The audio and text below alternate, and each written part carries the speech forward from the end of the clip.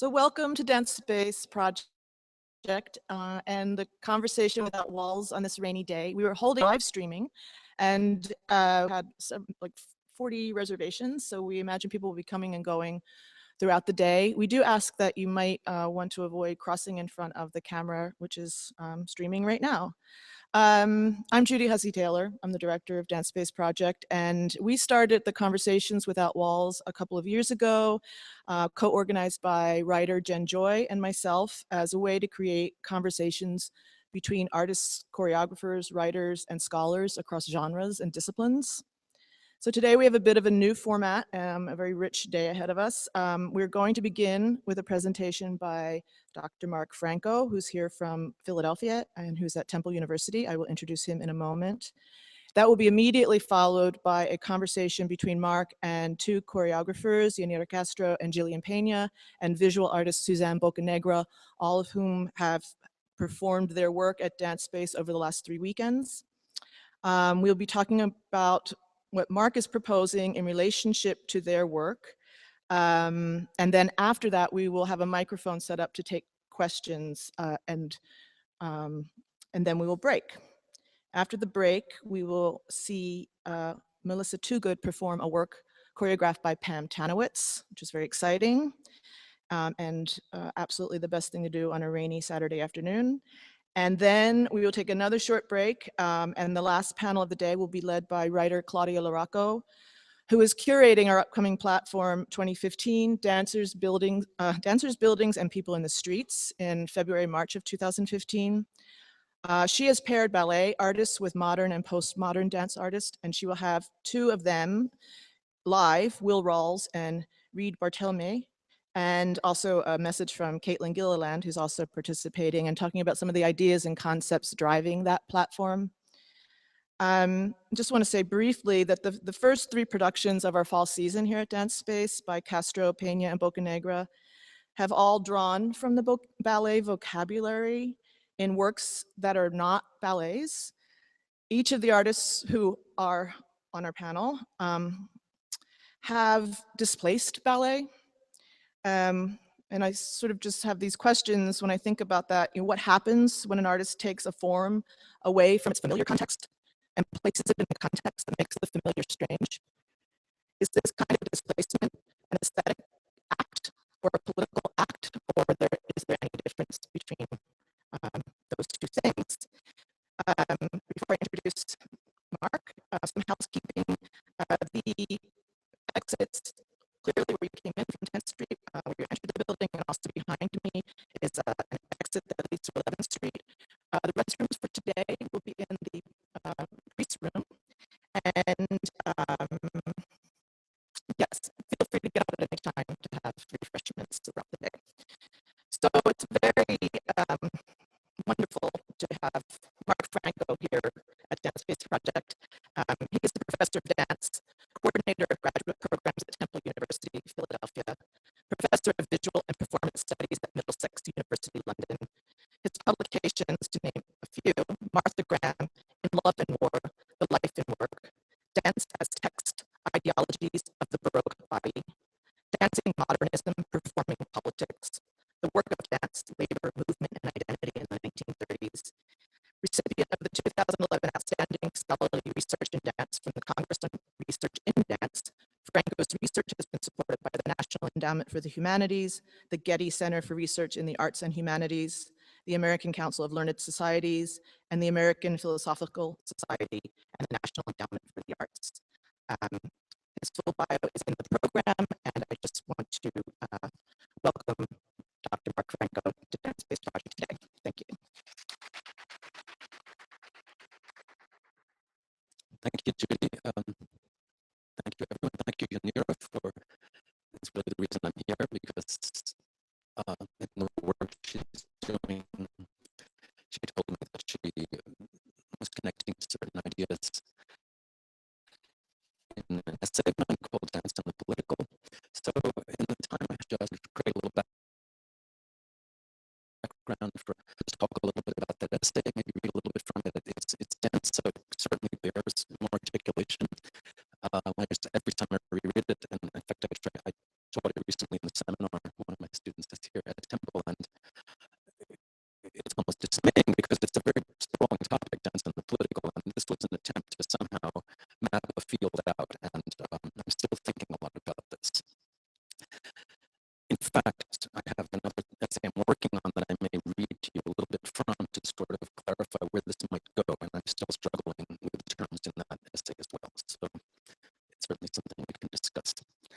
So I'll try to just, again, I was asked to write this piece for a conference. It was one of those conferences of the Centre National de la Danse a few years ago when they were doing so many dance studies conferences, when Claire Hussie was the head of the Centre National in Paris. And this was a conference organized by Susanna Franco and Marina Nordera in Nice. And they became a book, Discourses of Dance, I believe it's called, Keywords in Dance Methodology, something like that. And they divided it up into the three main areas of the conference: the political, the gender, and then identity. This is the way they divided up the talks, and each was a keynote for each talk, and I was supposed to do a keynote on the political. And I thought, oh my God, how do I do this? So it's an attempt to look at all the ways that we could possibly consider dance in relationship to politics. So that's, and you may have read it, I think it's online actually, which is on your site, so possibly some people have read it. Anyway, so I just want to read first of all the question. I had such trouble writing it that I decided I'd better just ask myself. Actually, I wrote an abstract. That's more accurate. I wrote an abstract, after which I could not write the paper. So then I decided I would just try to answer the questions in my abstract one by one. So let me just read you, if I may, that abstract, and then make a few points about the article. These are the questions. In what historical and aesthetic circumstances does it become justifiable and necessary to speak of dance as political? Of what kinds of politics are we speaking of in such cases? What kind of power? Above all, what sort of relationship can be established between dance and the political, such that politically alert methodologies can reveal more about dance than dance itself is perhaps willing to reveal, willing in scare quotes. Is the politics of dance necessarily mute? That is to say, is it only there in as much as we can interpret it? Or is it possible for any politics to control dance, to manipulate its meaning? Does dance have a political unconscious? So a lot of different questions. One thing I think that's immediately clear is that there is a kind of resistance to thinking of dance in the terms of the political, of course, generally speaking, in our culture, in the Euro-American culture. And what I found helpful was, I find that when I say political, people immediately misunderstand what I think I mean by that. They think that I mean that dancers should be dancing in the Senate or something like that. That's what Alexandra Kolb said that in her book, the introduction, Took Me On. And she said, does he mean that dancers should be dancing with Congress people? So I'm trying to make a distinction between the political as statecraft or as the operations of organizing society and legislating society on the one hand, and the fact of conflict on the other, or antagonism on the other. And there, the theorist Chantal Mouffe is very useful because she does make a distinction, writing in French, but in French there's two words because they have a different right? La politique and le politique. So la politique would be the first meaning of a general organization of society, but le politique would be the relationship, power relationships people must negotiate in order to arrive at that. So I found that was useful.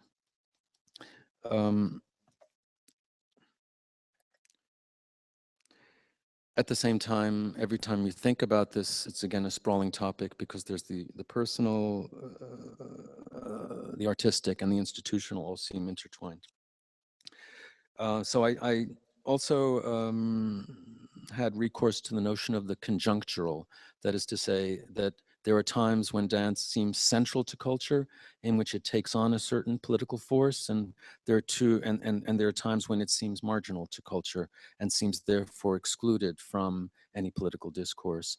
And one example of its centrality, or several examples of its centrality that come to mind historically, and I felt it was immediately important to think through this historically, not just in terms of the present moment, but that that historical thinking through would have applicability to the present moment. So that points, I'm sorry, I'm opening a little parenthesis here, but that points to where the second piece is going, which has to do with what I call articulation. Well, not only what I call, but what political theorists call articulation. That I'm not talking about dance taking on an overtly political point of view, but I'm talking about how dance articulates with a certain politics. And that is very contingent and very based on a momentary conjuncture of things that don't seem to be going at all in the same direction. This might have something to do with what Judy's referring to as displacement, that a displacement might also be an articulation. That something is displaced, something else gets articulated. Well, I'll try to explain a little bit what might be useful in this term of articulation as well.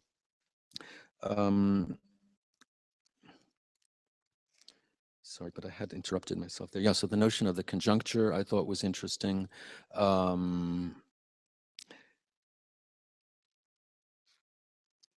Okay. Articulation.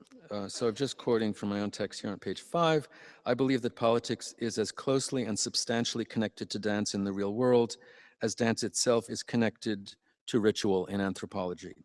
Dance, however, does not operate directly in the political sphere. And thus dance is not, strictly speaking, political. It sounds like a contradiction, right?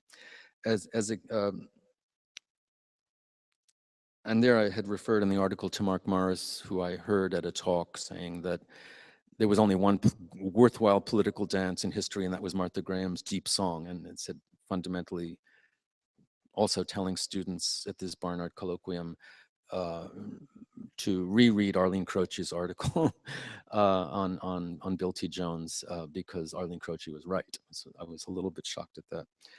So as against Morris, I say, so I take him on, he says dance is not political. I would say there actually is no is in this presumed equation. There is no is between dance and the political. To say that dance is not political, therefore, is not to say very much. Inadequate dance studies should therefore constantly return to the to the complex interactions between dance and the political, designated as political in a variety of ways. Okay, so getting back to this issue of cultural centrality, one historical example, that's where I interrupted myself, I apologize. One obvious historical example is the 17th century, which Yanira is referring to in her work.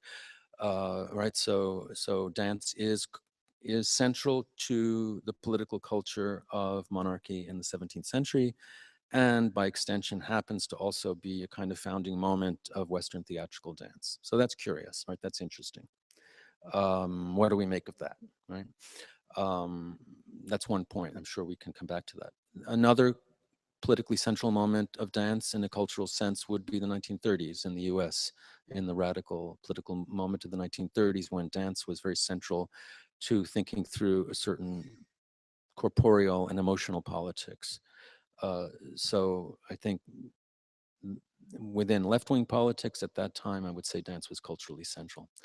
Perhaps a moment when dance was culturally marginal is probably most of the time, perhaps, or certainly not central. One might say, one might point to the culture wars of the early 1990s and say that that was definitely an attempt to marginalize dance. But that we could also say that the responses to it, and I'm thinking particularly of Still Here, Bill T. Jones, might have been a way to force the issue and have dance re-enter the public sphere through the kind of debate that emerged. I mean, that's just a general example. But so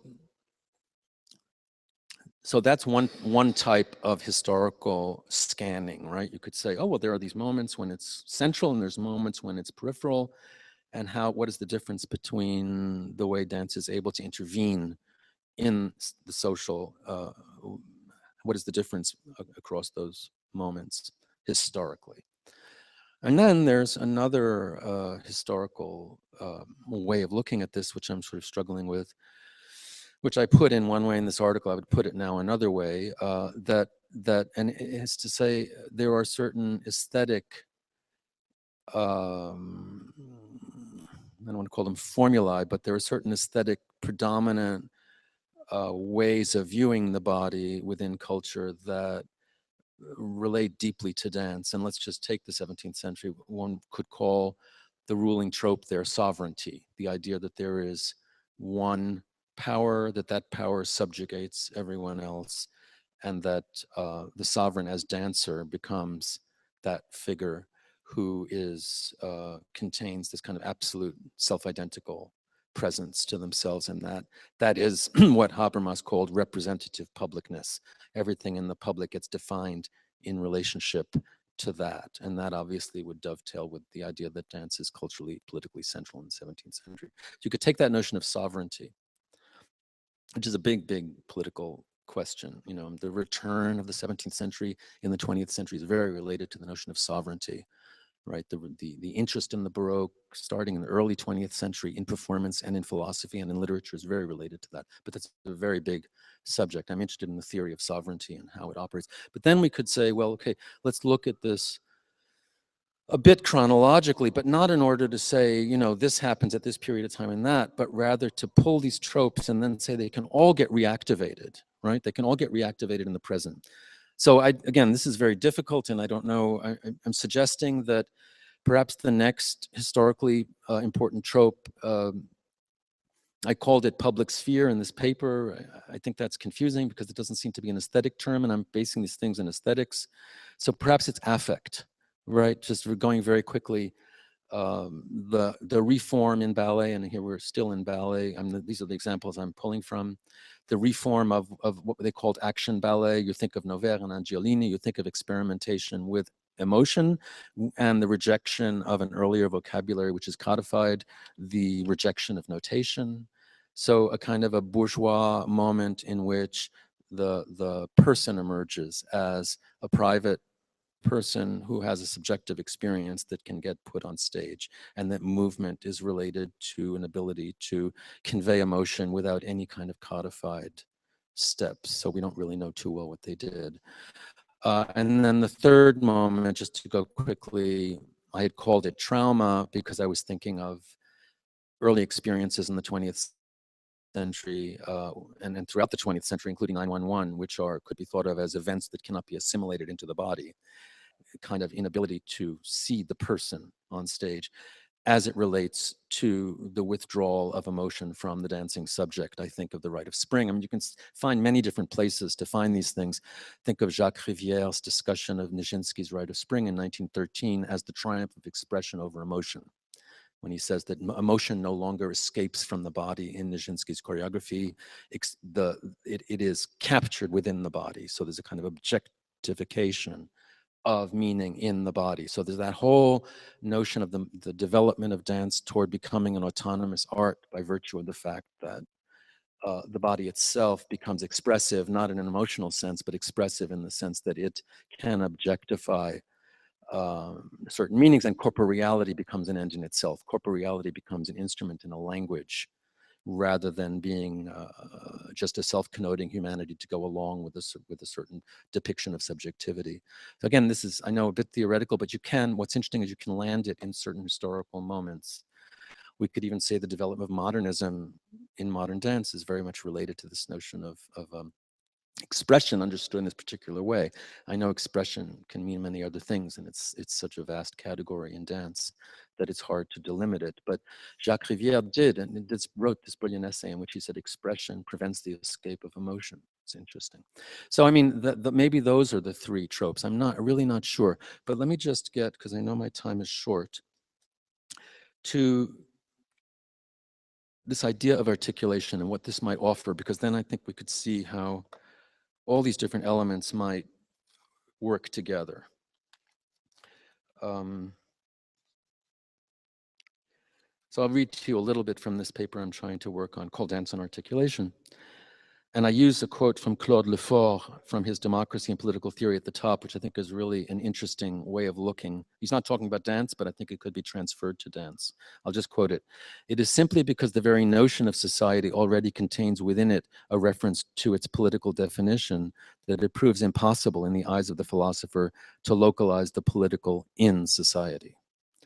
And in some way, I think it becomes impossible to locate precisely the political within dance because the body is always already, in some sense, political. And as the French choreographer, um, sorry, I haven't a footnote. I wanted to quote him. Um, he said the body is an outrage, an obscenity. I mean, he had very strong terms for the way people, receive the body. I'm sorry, I can't find that quote right now.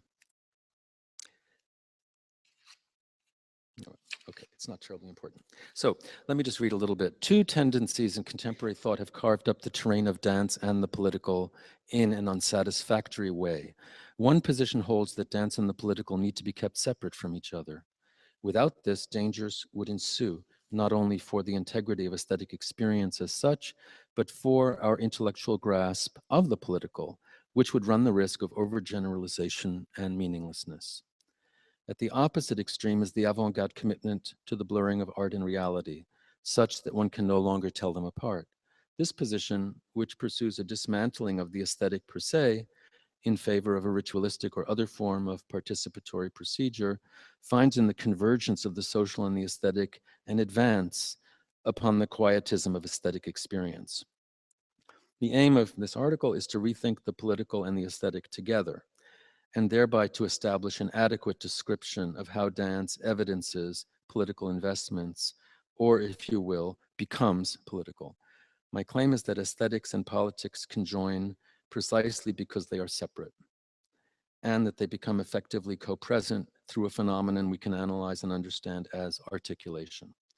My argument here is that both positions, the ones I referred to, overlook the importance of this notion of articulation for dance theory and the role of the concept of articulation plays in political theory.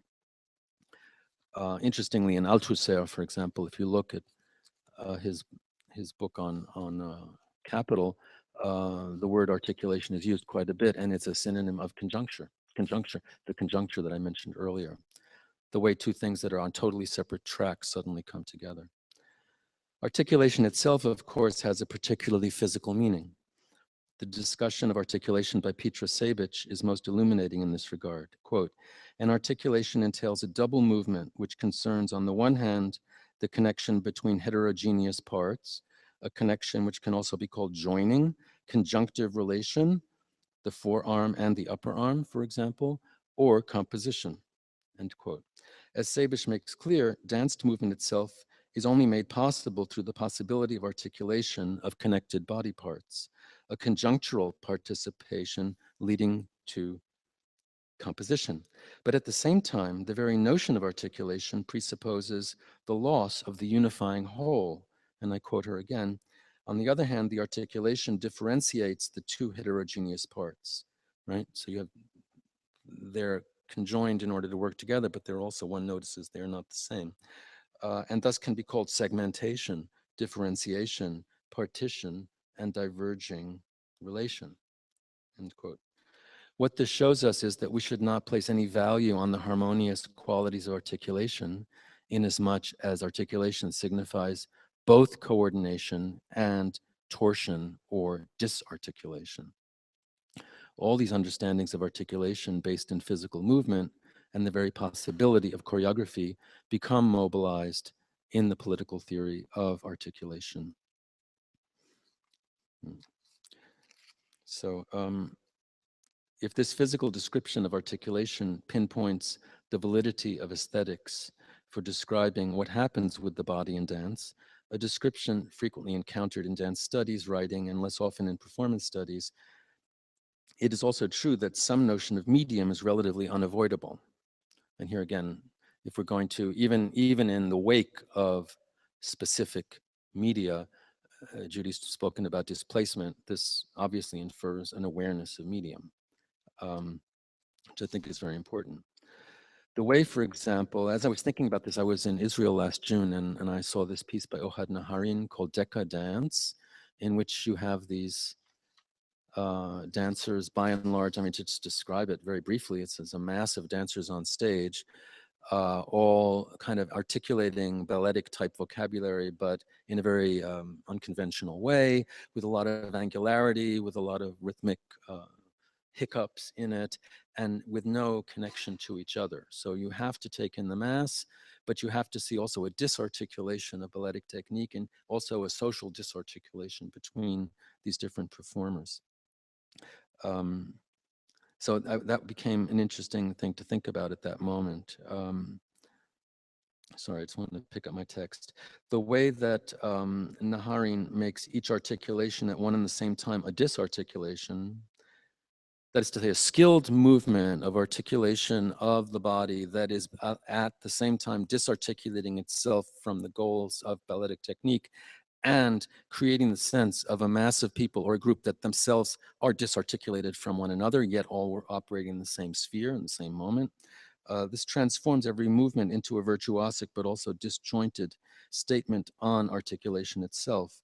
And in this way resonates with an well, here I'm going a little further. It resonates with an anti-nationalist dance discourse in the context of Israeli politics. It seems to me from watching his work that there was a kind of politics in his work, in this particular work, where there were other aspects to it.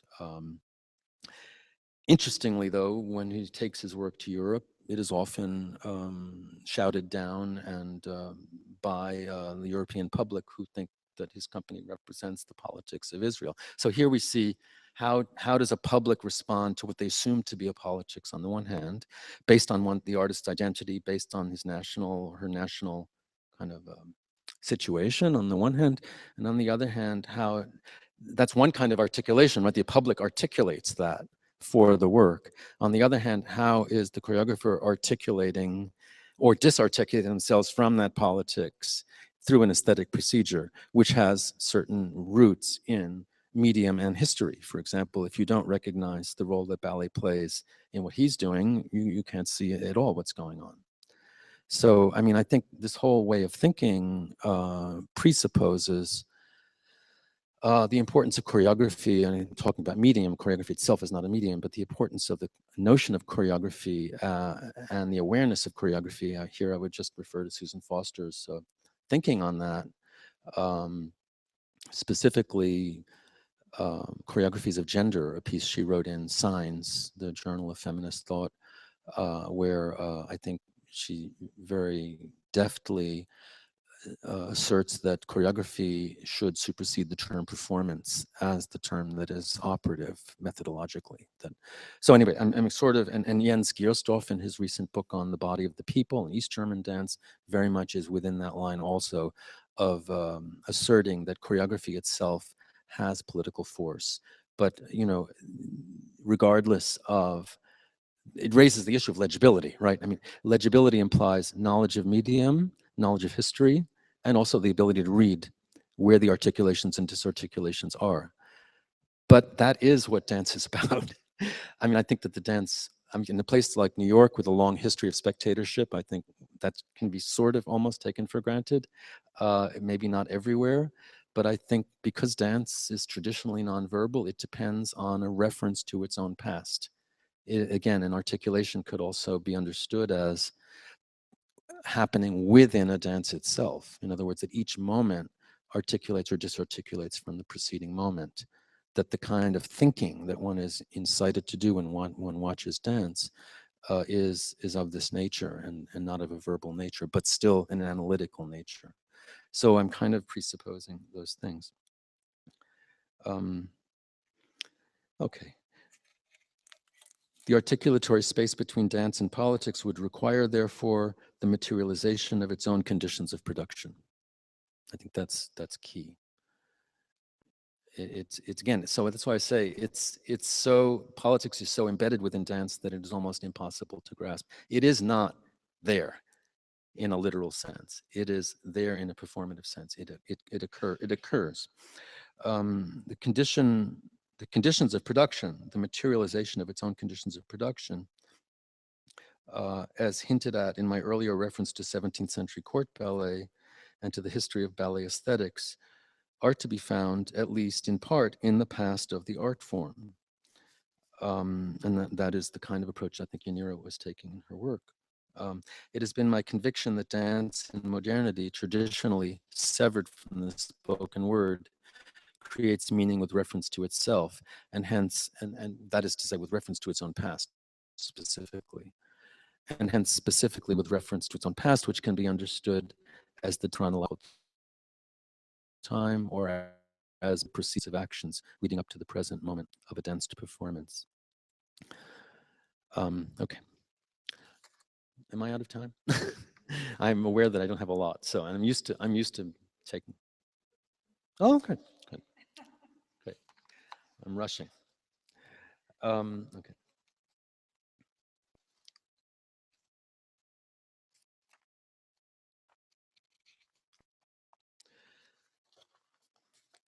Okay, I have to choose whether I want to talk more about this article. I don't know if anyone read it, but I certainly would be happy to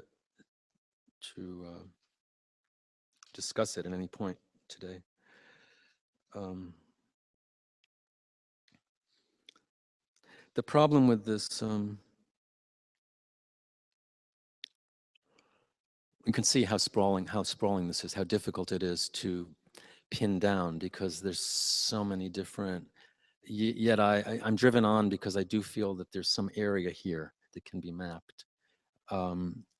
So we can certainly come back to the article itself, but maybe I'll just read you a little bit more of these reflections in the time I have left.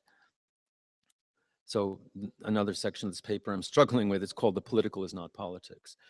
The project to ally dance to political theory may appear to many bizarre. To argue that the politicality of dance appears to assert the consequential nature of an activity, dance, that has long been qualified by its association with the notion of play. The political dance is a phrase American journalists call on regularly to refer to the interactions of politicians that are solely based on transparently political motives. The phrase signals that dance stands in the popular imagination for the most superficial aspect of any endeavor, but also at the same time it references core aspects of political practice itself: visibility, theatricality, and self-interest. It is a negative politicality. There again, by saying it is not, you're saying it is. This is something of a blind spot that begs to be deconstructed. That which appears to be the most superficial can wind up being the most essential. The problem goes beyond the simple misrecognition of a serious activity for play. One way to speak of the seriousness of play is to invoke ritual, as did Victor Turner years ago, and to see dance in the anthropological frame of performance. In Turner's account, ritual comes about as a response to conflict. On the other hand, ritual always resolves conflict for Turner. Where it does not, the return to everyday life marks the end to or the partial breakup of the community. But to make a claim for dance's engagement with the political is to say that dance speaks to, and here I'm quoting Mouffe, a dimension of antagonism that is inherent in human relations. So here we're getting beyond this notion of ritual as solving conflict to the notion of dance as being itself antagonistic, or embodying antagonisms that are being worked out. In other words, antagonism in the contemporary world is not so much a crisis situation as a norm that can be identified as the political rather than as politics. We'll get back to that Mouffe definition, which I'll cite for you now. Politics indicates the ensemble of practices, discourses, and institutions. Right, this is la politique or politics in that professional sense. The ensemble of practices, discourses, and institutions which seek to establish a certain order and organize human coexistence in conditions that are always potentially conflictual. They are affected by the dimensions of the political. So there's the political, le politique, right? So that's when I say the political, that's the one I'm pointing to. For Mouffe, the political should be understood as both the founding condition of contemporary politics and what works against social organization or the fully constitutive social organization.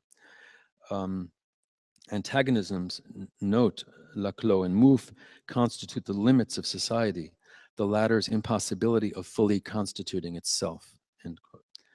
We live in a society that does not fully constitute itself. That is in a democracy. That would be the hallmark of a democracy, never to fully constitute itself. And that's why Lefort, for example, says that power in a democracy is an empty place. For one reason, because it's never permanently occupied. That place of power is not sovereign. It is never permanently occupied. So that notion, that's a very also dance or choreographic notion, the empty place is the place of power in democratic society. That's something to work with too, I think. Dance practitioners and semiologists have known for some time that dance functions at the limits of its own capacity to generate meaning, and in a sense constitutes those limits anew with each act of dancing.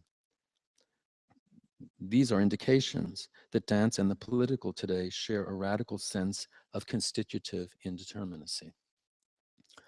So that's in a way where the theory of articulation comes from political theory on the one hand, becomes useful, I think.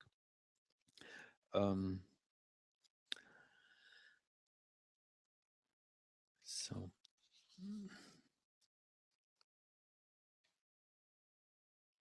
I can also just give you a little more information on articulation from my readings and my attempt to, the more I looked into this, the more I realized everyone's talking about articulation in political theory from Althusser to Laclos Mouffe. I thought, oh my God, I've never noticed this word, and suddenly I see it's everywhere. So I'm sort of following up on this. Given the absence of the possibility of a relation of embodiment between dance and power, because power is now in an empty space, presumably, unless we return to fascism, of course. My aim here is not to attempt, but that's why never fully constituting yourself is a good thing, because it creates a gap which avoids a fascist totalization. My aim here is not to attempt to locate the political in dance, but to ask instead, how is dance articulated with the political? And which theoretical notions of articulation can be helpful in designating this political phenomenon that emerges within dance aesthetics and history and practice now? Aesthetics, history, practice now, all three. But what actually do we mean by articulation? According to Laclos and Mouffe, quote, we call articulation any practice establishing a relation among elements such that their identity is modified as a result of the articulatory process. Well, it's fairly abstract. Let me read it again. We will call articulation any practice establishing a relation among elements such that their identity is modified as a result of the articulatory process, end quote. The identity of movement itself is modified according to the reading we do of it, which, political or not, is highly relational. The process of reception is itself an articulatory process, our reception of a dance. By the same token, any political reading of movement is articulatory in that it constitutes an interpretation that, when successful, makes of these relational elements a moment, what Althusser calls a moment, that is, places them in time as experiential and memorable, and that itself contains political weight, I think. The way dance functions in memory is fundamentally also political, because the spectator walks out. I've kind of arrived at this conclusion in other contexts, in other writings, that even if, let's take even in the 17th century setting, in the context of burlesque ballets, there is complete transgression of political power and the structures of political power in the course of the ballet. And as we know, at the end, all of that is resolved and wiped away, never less transgression, and they walk that, and therefore the moment is political. And maybe I'll stop there so that we can move on. The moment is political in that sense. Thanks.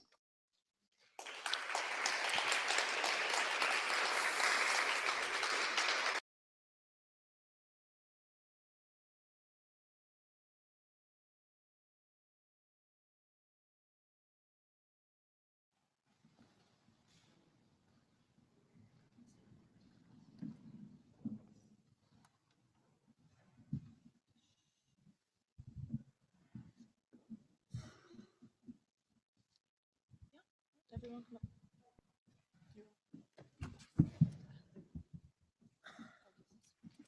I think he's going to. Are these on? Okay. Okay. We're going to get another microphone here, and thank you, Mark. Yes, the essay is quite dense. I've read it 3 or 4 times in the last few days, and every sentence is holds many histories, many theories, many ideas, many forms, many people. And so I'm inviting, or we've invited, the three artists that I mentioned earlier, Yanira Castro to my left, and to my right, Jillian Pena, and Suzanne Bocanegra, and of course you've just heard from Mark. Um, and as we mentioned earlier, Mark is here because Yanira has made a new work called Court Garden. The last performance is this evening. And she was inspired by Mark's thinking and writing, particularly around Baroque dance, but also this essay that we're talking about. And we should mention the title in case people don't. Do you want to say? Oh. Oh. Yeah, sure. So this is, the essay is called, let me get the exact title. I never know myself. Dance and the Political States of Exception. It was published in DRJ in 2006. It was also published in the book that came out of that conference I mentioned called Discourses in Dance. That is in English at Routledge, and it was also published in Italian first. Um, Discourses of Dance, Keywords for Research Methodology. So it is. Okay, I'm sorry. We're going to hand this over to Yanira in a moment, and she has some images to show. And maybe you can get started. I've asked you to begin to let us know how you arrived, first of all, at Baroque dance and how you have engaged with Mark's thinking and writing for this current work. So you can use this. I'm going to use Judy's mic. Hi, everyone. Thank you all for coming. Thank you, Judy. Thank you, Mark. Well, I am not a trained ballet dancer and actually don't, I think I've seen maybe one ballet in my whole life. So live, that's true. I saw Giselle many times when I was a little girl on TV. So I came across Mark Franco's work during my research Louis XIV for this piece that I'm showing right now, Court Garden, here at Dance Space. And I came across his essay, Figural Inversions of Louis XIV's Dancing Body. So even though we're talking about this one particular essay by Mark, there's others that I have read that also touched on the work. And I know that Jillian's going to mention another, so I'm really glad about that. In particular, and I actually think all of your essays are really dense, but the focus on the image of the king and the king's dancing body as a sign and as the emblem of power and sovereignty really struck home for me as this sort of idea of an image of emotion sort of being a sign of particularly fourth position, and how standing in fourth position is almost like a symbol of power. And if it's really interesting, if you look at some of Hillary Clinton's paintings, she's standing in fourth position. It's really fascinating. Anyway, so it paralleled my obsession on how power is projected in performance, and performance being a really large word, not just what happens in a place like this, but obviously Hillary Clinton is going to be constantly performing for the next year or so. So what's that about, and how it's also projected in everything from the fashion runway to the music of Kanye West. It's once I started doing this research, it seemed to me that Louis XIV was basically everywhere. So I just wanted to read this one line from that essay that really struck with me, and that is, to be effective, the monarch's performance demands its spectacular setting or constructed place of factually real illusion. That's just really a great sentence. I'm just going to say it again. To be effective, the monarch's performance demands its spectacular setting or constructed place of factually real illusion. And the reason I think this sentence in particular really struck me is I am really fascinated by the fact that we come together and what it means to come together, and what is right here in this room, these chairs and how they're positioned and how we're sitting in a circle as opposed to a rectangle, and how you're facing me and I have to turn all the way over here to see Iran. And so I feel like I'm giving you my back, but, all of these things are immediately creating lines of power. But really the focus right now is Suzanne, because she's right, she's at the apex.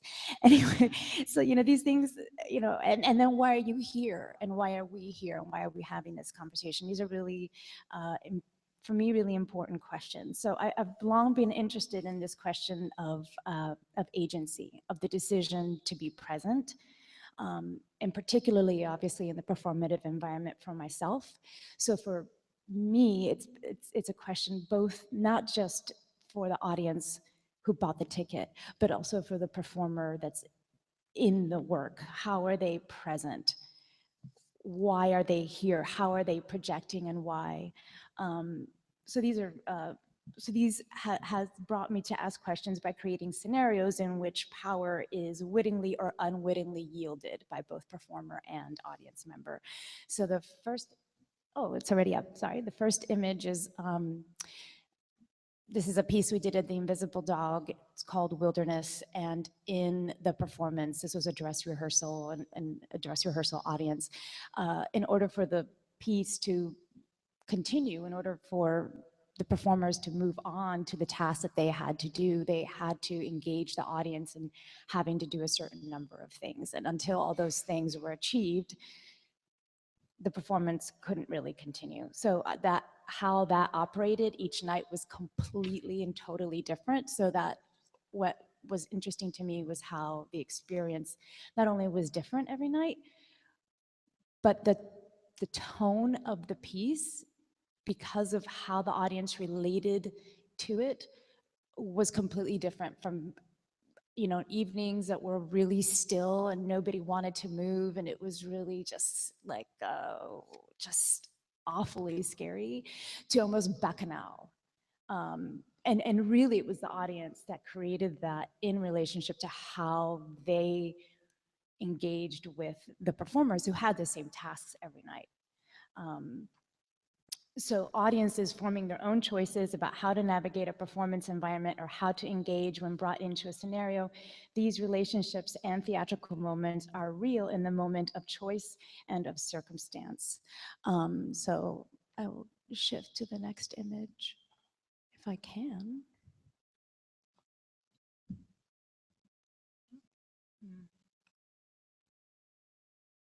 Sorry, technical difficulties.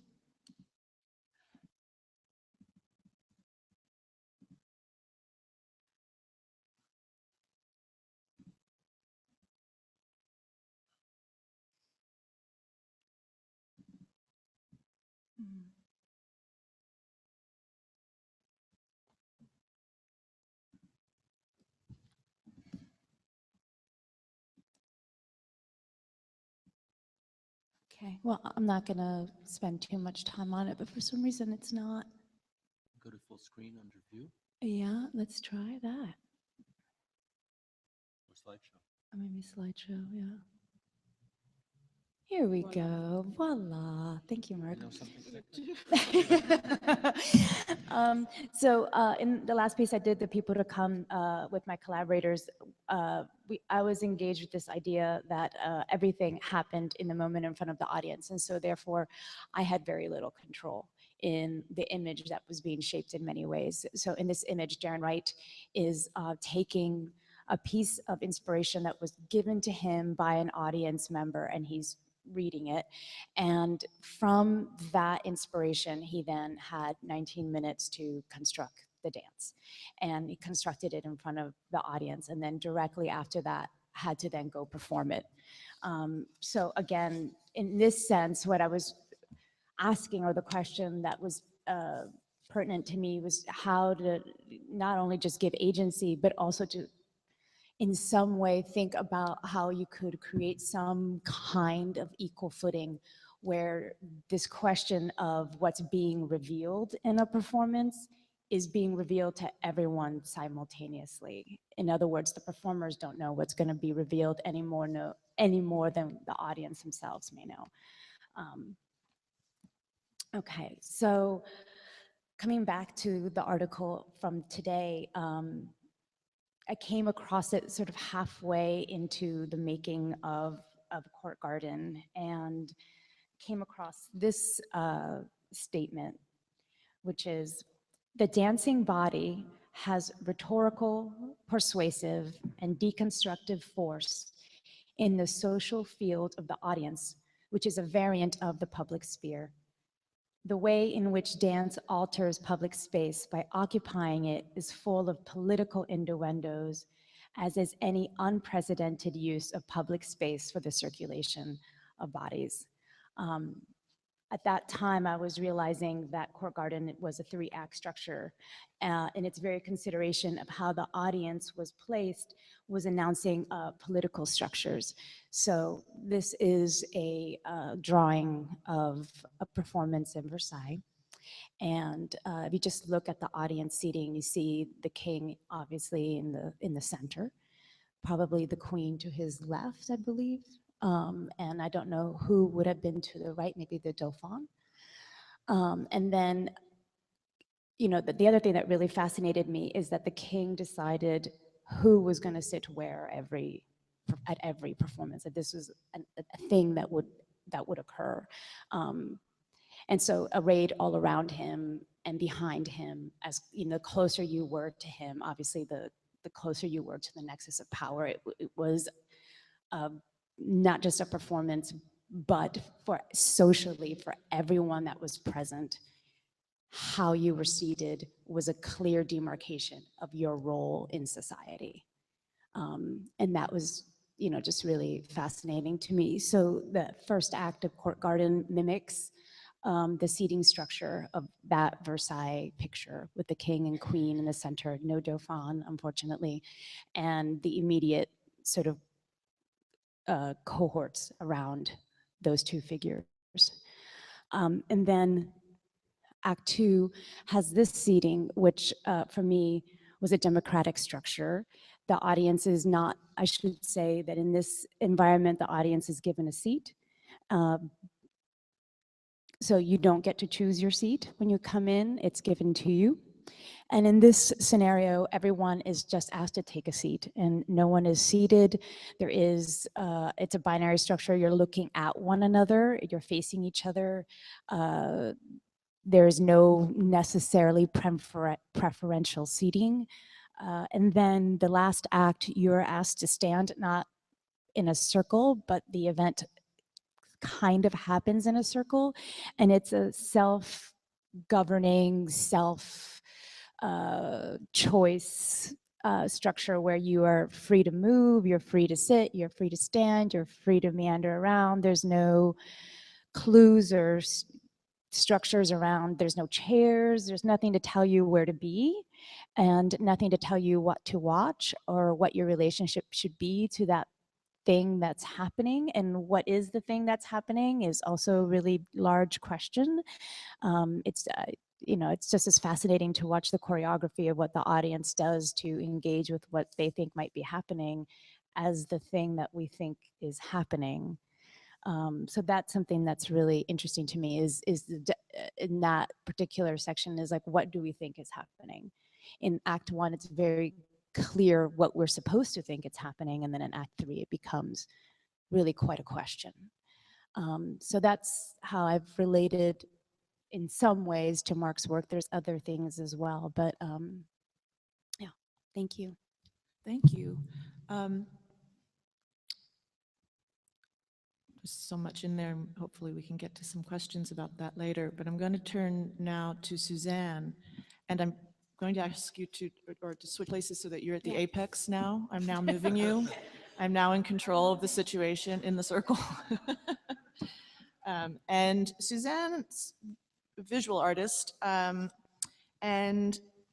honestly, I'm going to say that we haven't really talked about this in detail. I'll take that. And then you can plug your flashlight. And so I'm very curious, you know, what your thoughts are about politics, dance, and the way you're using ballet.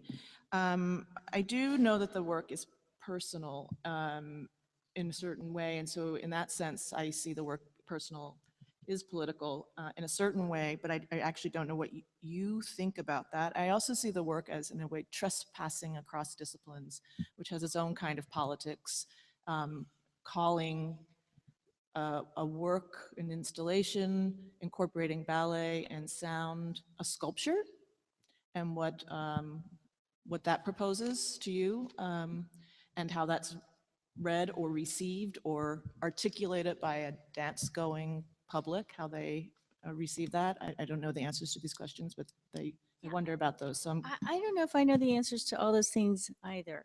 And I have a little bit of a disclaimer before I go any further. And that is, as soon as I finished this piece, which was September 26th, I think, or 27th, I started working on producing this Beckett play that we just performed last night, called That Time. And last week I got Mark Franco's essay, which was amazing, and it was so packed. And I just thought, at the moment, I was trying to unpack the Beckett, and I thought, I can't do both at the same time. I can't do Mark Franco and Beckett at the same time. I really apologize. So now I'm free to really go for it's beautiful. And but anyway, the only thing that I thought I could contribute to this discussion was just a little quick recap of the piece that I did, which I'm still trying to figure out how it worked and and how it worked in this environment. I've done it twice before in a museum environment, and I think of it as a sculpture, and it's a sculpture that lasts 12 hours, and it's a stage that I've made that is amplified, and I had 14 dancers from New York Theater Ballet perform on it, and they only do one movement, which is the beret movement, which is on their toes like this. One of the things I was very interested in was seeing that movement isolated, and seeing that kind of rigid, very traditional kind of structure, and seeing trained ballerinas. They're all trained in the Cicchetti method, and see how they sort of interpreted it. In the past, I'd used contemporary modern dancers who had a little bit of ballet training, and this was very different. Anyway, just to give you a little idea of what the piece is about, it's and these pictures I just got in this morning, so they're a little chaotic. But I fell in love with this painting, a Seurat painting called "Young Girl at Young Woman Powdering Her Nose." And it wasn't the toilet one, it was the powdering her nose. And it's a little painting, it's about this big. It's in the Houston Museum of Fine Arts. And I saw it as a girl, and I always imagined all the dots would fall to the floor, and I imagined sorting them. And I would just go stand in front of that painting every time I went to the museum, thinking about that. So several years ago, I got a reproduction of the painting, and I sat in my studio for a couple months, and I counted all the dots. This is the chart that I made. And I divided all the pieces of the painting into different areas, and like the hair, the bodice, whatever. And there are 14 colors in the painting. And I just made this really kind of anal chart. And I didn't know what I was going to do with it. And so I had it for years, actually. And then I was having a show at a museum, and the director, Ian Barry, said, "Is there a piece you've always wanted to do that we can produce for you?" And I thought, I want to do something with this chart. And I was reading about ballet. I was reading the Lincoln Kirsten book about ballet, and Apollo's Angels had just come out. I was thinking a lot about ballet, and I was thinking about how that, I'm just going to start flipping through some of these images while I'm talking, because I have 64 of them. So I started thinking about Seurat, and how the way he came up with this dot idea was he was thinking a lot about scientists at the time that were dealing with color theory. So he interpreted their color theory into this dot pattern idea that complementary colors would blend in your eye and be almost more realistic if they were in individual dots. And painting that way ended up making, because it's kind of rigid, you can't do this with your paintbrush. it ends up giving you a very classical and very rigid kind of form. And I think it's almost Seurat's idiosyncratic ideas about painting, and the results of that is why we still look at him today and why he's so important in painting in art history. So anyway, I started thinking what it would be like to interpret his painting into ballet. And I started thinking of ballet as also something that had that kind of strange, weird rules that had developed over the years. Why? Because of court dancing in France, or, you know, it had developed in such a strange way and it's become codified. And actually, I just went to see New York City Ballet the other day to see an all Balanchine program, which was gorgeous. I loved it, but I thought, you know, it's kind of like watching like No Theater or Kabuki or something. It's very, it's so embedded in the culture, and it has to sort of be filtered through all these sort of lenses when you watch it. Anyway, so this is the piece that I did. Each dancer was a different color. They played a different color, and they would come to the stage, which is actually in the shape of the woman in the painting. And the chart is inscribed on each pole. The number of dots are translated into the beret movement. And so basically they come out and if like, this woman was, she was orange. And so she would put on the orange shoes and she would go to the area of on the stage that corresponded to the painting, and then she would dance her dots. The other thing that I wanted to deal with in this was also translating the sound of the beret, the action of the beret into sound. So there's a lot of microphones, and sort of I worked with Jody Elf and David Lang to mix and sort of interpret the sound of their feet into something that just sort of filled the entire space. So I'm sort of, you know, every time I've done this piece, I've done it differently.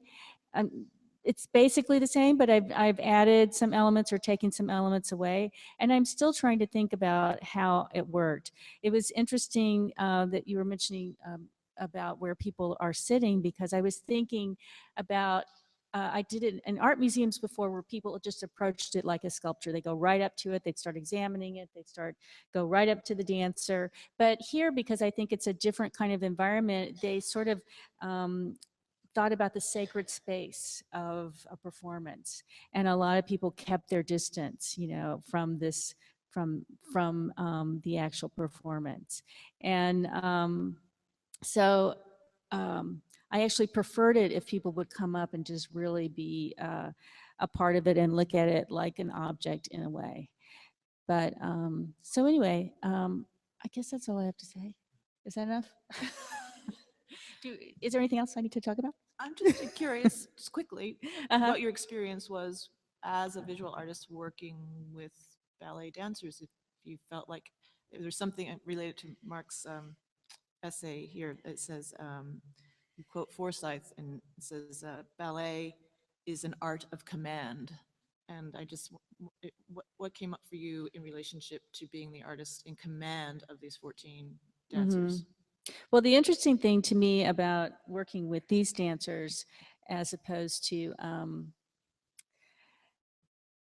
well, actually, right now I'm starting to work with Susan Marshall and Jason Truding, who's a percussionist, and we've been, but as a visual artist, but we're working on a performance. And so Susan has added a few dancers into the mix just to kind of work out some ideas. And what was interesting to me is that the dancers that Susan uses they bring their own ideas. You know, she'll sort of give them like a framework, a verbal framework, and they kind of like, okay, I'll try this or I'll try that. And they really interpret and bring to the table their own movements. Ballet dancers weren't like that, or at least the ones that I worked with. They they want to know exactly what you want them to do. We had to talk a lot about, which I wanted to, and I was very interested in this idea about makeup and, you know, false eyelashes, no false eyelashes, and you know, how the beret would work, and everything. They're like an army, you know, that they take orders, and I actually kind of like that. You know, because they really try to do what you want, is what, with their training and what's ever in their power.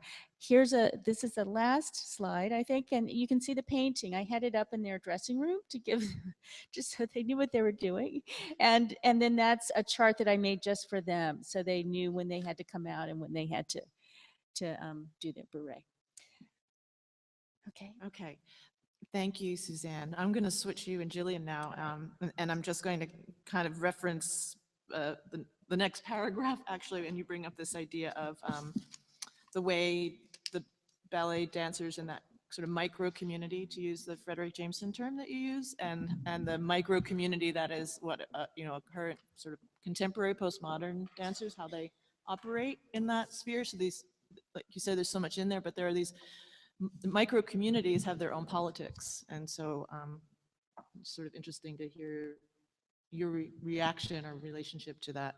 I'm sure we could go on and on about that, but now we're going to Jillian, whose Polly Pocket extension. I'm blanking. Expansion pack was premiered last weekend at Dance Space Project, and I'm gonna get up some photos, but I haven't really edited these photos, and they're actually not from Dance Space. okay. So, because I That's haven't looked okay. through those, but they are from two different performances of the work, one at Abrams and one in Vienna. How do I?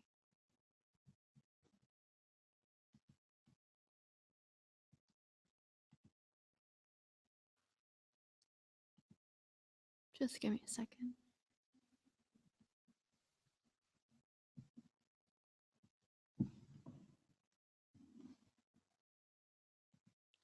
If I do slideshow, it'll just change on its own. You can press It did this. It didn't when You I can pressed put it. this one. Should be able to do-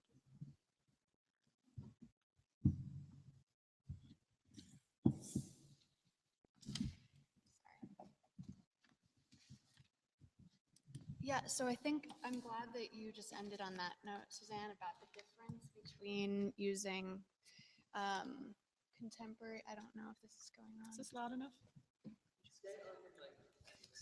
I will, but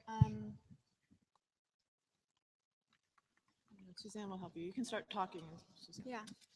yeah, because I feel like this is a big issue for me. I use ballet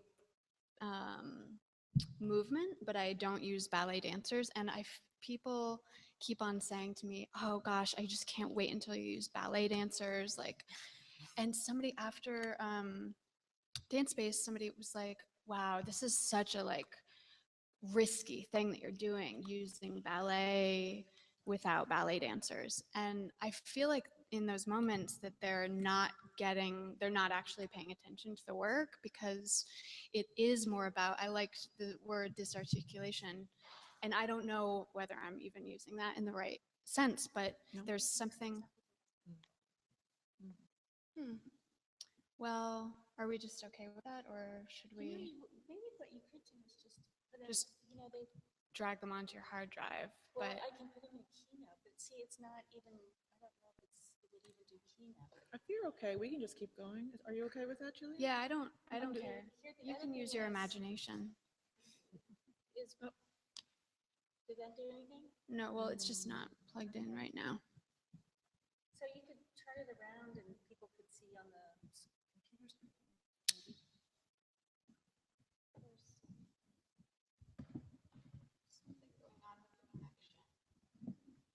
I think we can just keep going. Oh, there it is. Oh, you got it. Oh, no, that's my daughter. This isn't Polly Pocket, but it will be, because then we can set it up to mirror or something. Okay. It's going to happen. The payoff will maybe be worth it. Something's happening. Although now I just have to flick through all of them because they're not open together. That's awkward. Sorry.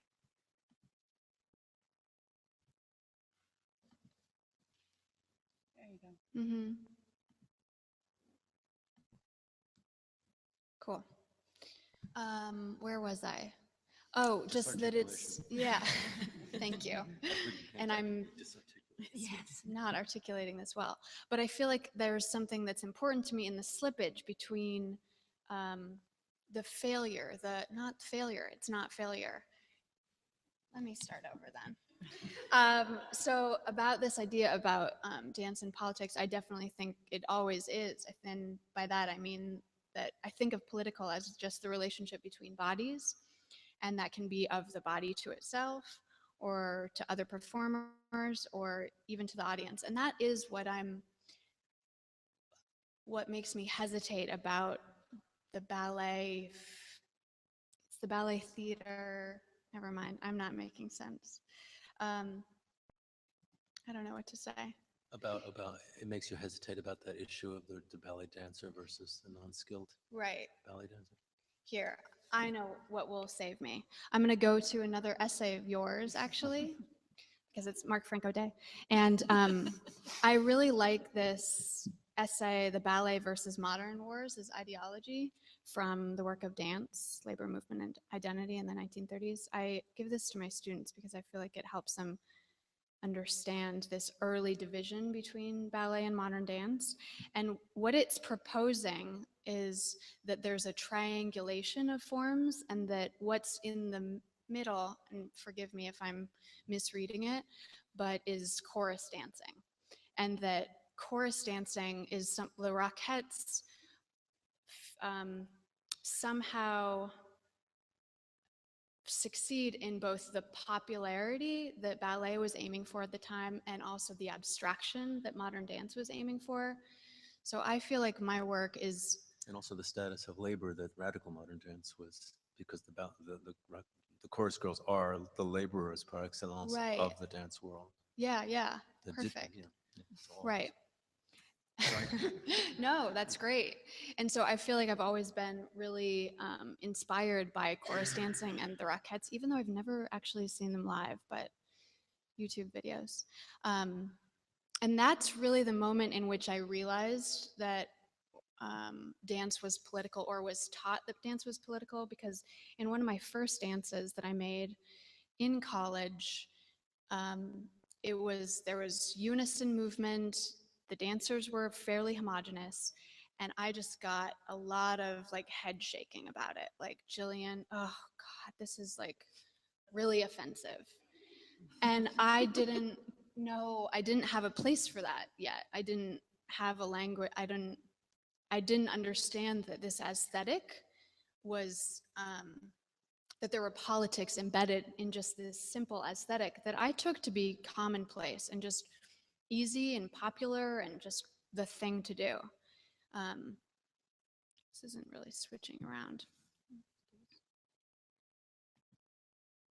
Maybe that. It doesn't matter. That's an okay picture. Yeah. All right. We'll stick with it.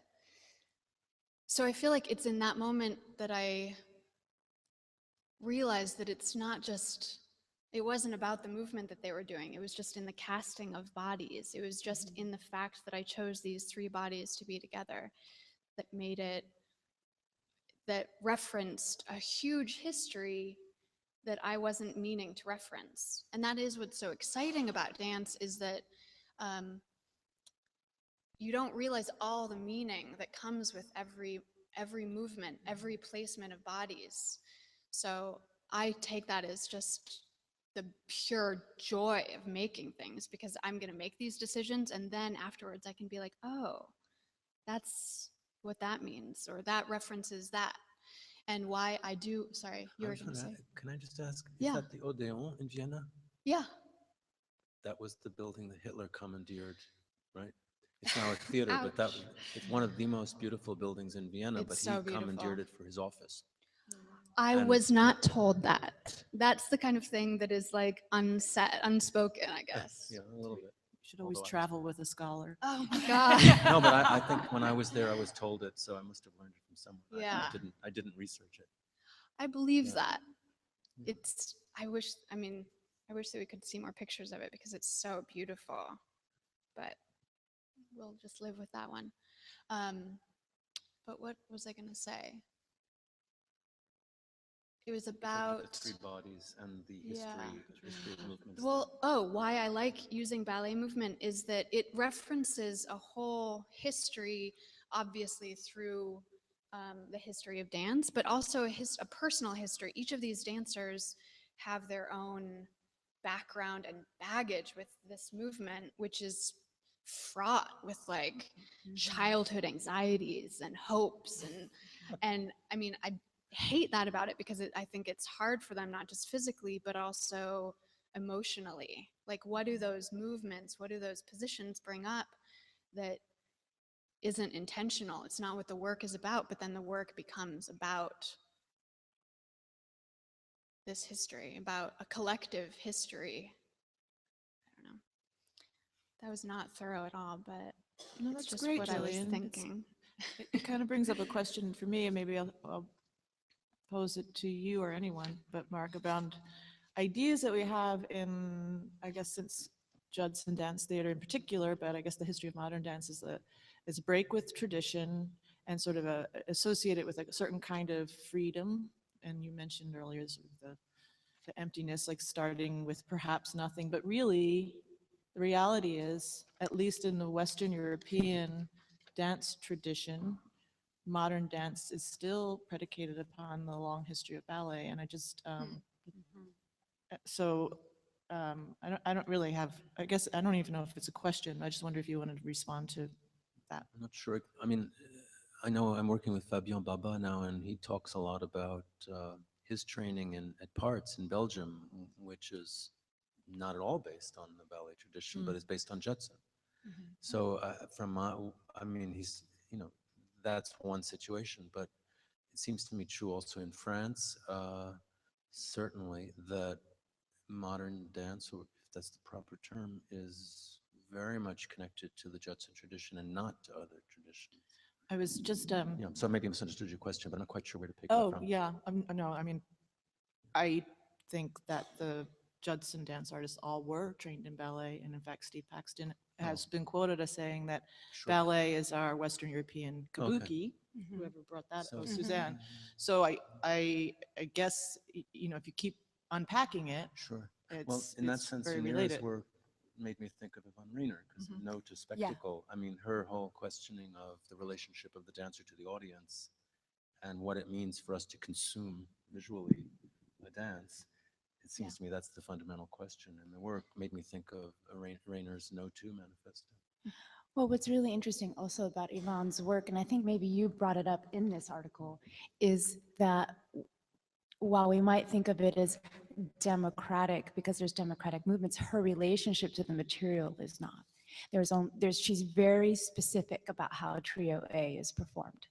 There's, you know, and it's exactly the way that it needs to be done.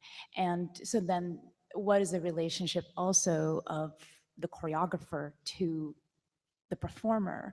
And that's a whole politics right there, which is something that we worked on. I mean, again, in Act One, they are steps. They are the exact same steps every night. There are ways to perform them. And then in Act Three, I don't know what their structure is. Even though I'm the quote unquote director, I'm absent in those choices in a way, except for by having made the choice to be absent. So, you know, so there's that kind of politics too. It's the politics of the movement itself, but then also the relationship of the choreographer to the performer who's doing the movement.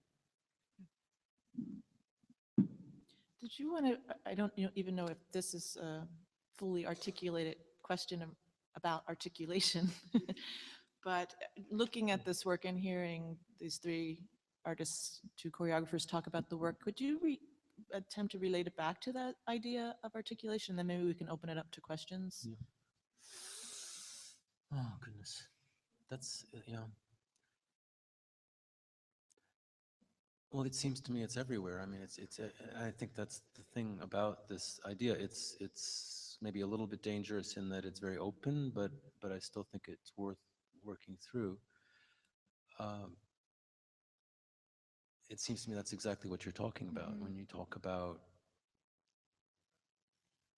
how we see certain tropes of ballet performed by non-ballet dancers.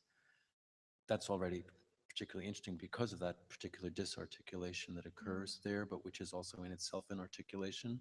The articulation of a let's call it, Right. just to be brief, a non-skilled body working in a so-called skilled form in a space which is a non-theater. I know that theater, there's no frontal view. You actually sit on the side, and it's like I'm sitting facing this way and the theater's over there. So you have to actually look at it like this. In a space which itself disarticulates a traditional theater frame, and a space which has a significant fascist background, which perhaps could be related also to the history of ballet, certainly in the 20th century. I'm working right now on the history of Serge Liffard and basically the Paris Opera in the 30s and 40s, which in the 40s it was a complete collaboration with the Nazis. So that, I mean, this isn't a side point, but what do you do with a national institution that has, in a sense, betrayed itself? And then how does it want to cover its tracks and retain its history? That kind of question. So, I mean, these are all, how do you articulate the development of French ballet in that particular context, which is a national context, a self-identified national context, with a certain betrayal of the very principles that presumably underlie um, the French nation. I mean, these are just examples of articulation that are, it's floating everywhere that you look at this.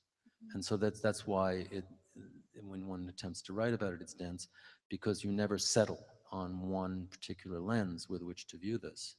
But there are multiple lenses, and they all are coherent in as much as they all connect to aesthetics, history, medium, and practice. So it's not so chaotic as it might seem, but I feel as though this is present. Your work with the amazing, way of formalizing a relationship of the dancer, both to that artifact, a very artifactual and kind of approach to choreography, where the shoe itself becomes the aspect of color and the object, kind of fetishized object that then shapes the space, and your choice of, as I understood it, the bourrée, the pas de bourrée as the one vocabulary element that would be explored, but in this case with trained dancers who, as you said, so wonderfully want to do it right. Um, I wish I could have seen that, but it sounds absolutely, again, fantastic, and also a way of re-articulating an entire history and aesthetics with a certain questioning about, as you said, what are the personal investments and risks? What is the personal history? What is the traumatic, perhaps even personal history? And so, I mean, in that way, if you take it back to the kind of thing I'm trying to think about, in each case, I've spoken about how I feel about your relationship, questioning of the relationship to the audience. In each case, what seems to be happening is that certain tropes of sovereignty and affect and expression, affect captured within the very personal histories of these dancers, expression perhaps captured within the shared aesthetic of postmodernism, in which the body itself is the instrument through which one reads what is happening. All those things are getting recombined by each of you in very specific ways. So again, there's no one way to combine anything, but it's a combinatoire. This is a combinatoire which itself yields our understanding of the relation of dance to the political, I would say. Do any of you want to have anything to say before I open up for questions or ask each other? Shall we take some comments? I'm going to ask that the microphone be put here and that anyone who has a question, comment, come up to the microphone. You can, don't be shy. Um, Go, please, go ahead. Just, you can be. I might try to sit down. Well, Sure.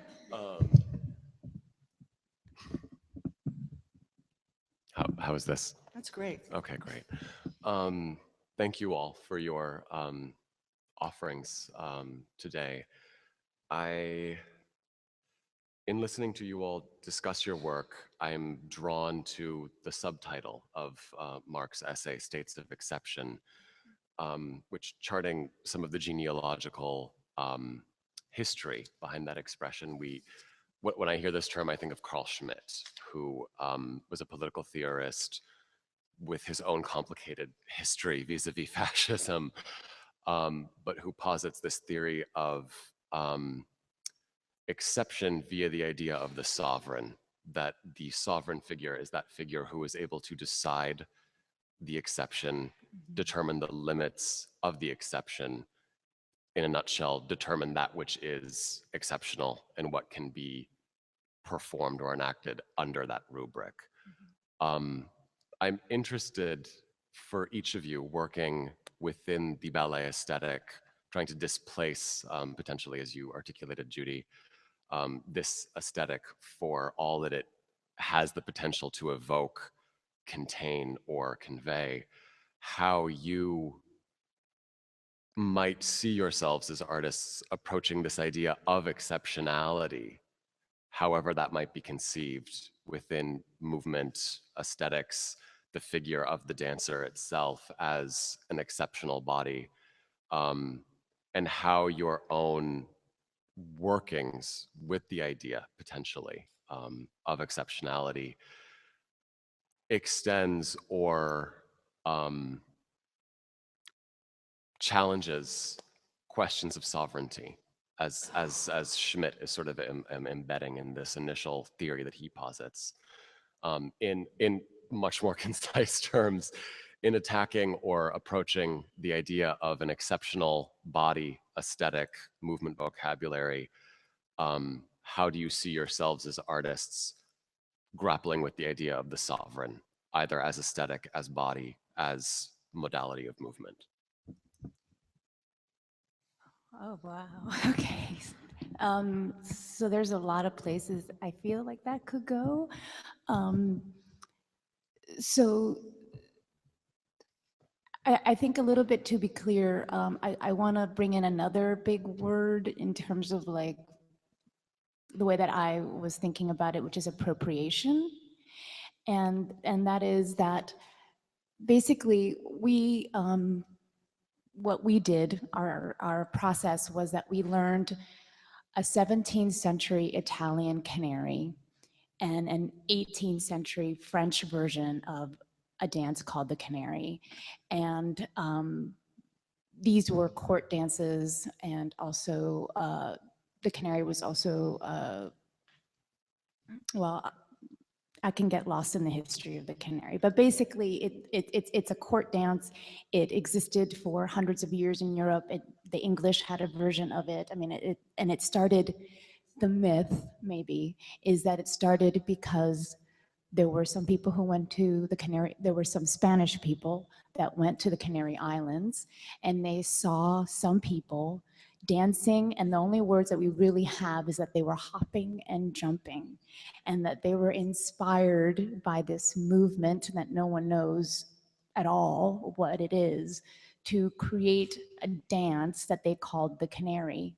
And we do not have any history that I know of that version, of that Spanish version. But what we do have is 100 years later, Cesar Negron, is that? Yeah, Cesar Negri. Sorry, I'm doing the Spanish pronunciation. Basically wrote down a version. Of course, there were probably many at the time, I would imagine. And that is the version that we learned. So this is ballet in a way. That is the movement that then we deconstructed and restructured. So my relationship in this particular work to ballet is this question about appropriation and this question of history and where do these gestures come from. And it isn't until the 18th century version of the canary that you get this like Baroque hand that we all kind of recognize right away. Did not exist in the 17th century Italian version, and the 17th century canary is all in parallel. I mean, when I first was learning it, I thought I was doing river dance. I felt like river dance. I was like, this is river dance, but it's. And then the 18th century canary is all turned out. So then, what is the canary, right? And I kept asking that. We're taught by Catherine Tarosi, a Baroque dance practitioner expert. I kept asking her, I was like, what makes the canary? What makes it a canary? What makes it a canary? And basically she really couldn't answer, except she's like, it's a certain rhythm. It was not any step. That was really fascinating to me. I was like, okay, so there really is no canary except some essence of time. So that's why I think I bring this word out, which is, appropriation. I mean, it's really, I'm just appropriating a dance that's been appropriated for hundreds and hundreds and hundreds of years. And in many ways, maybe that's what we're all doing.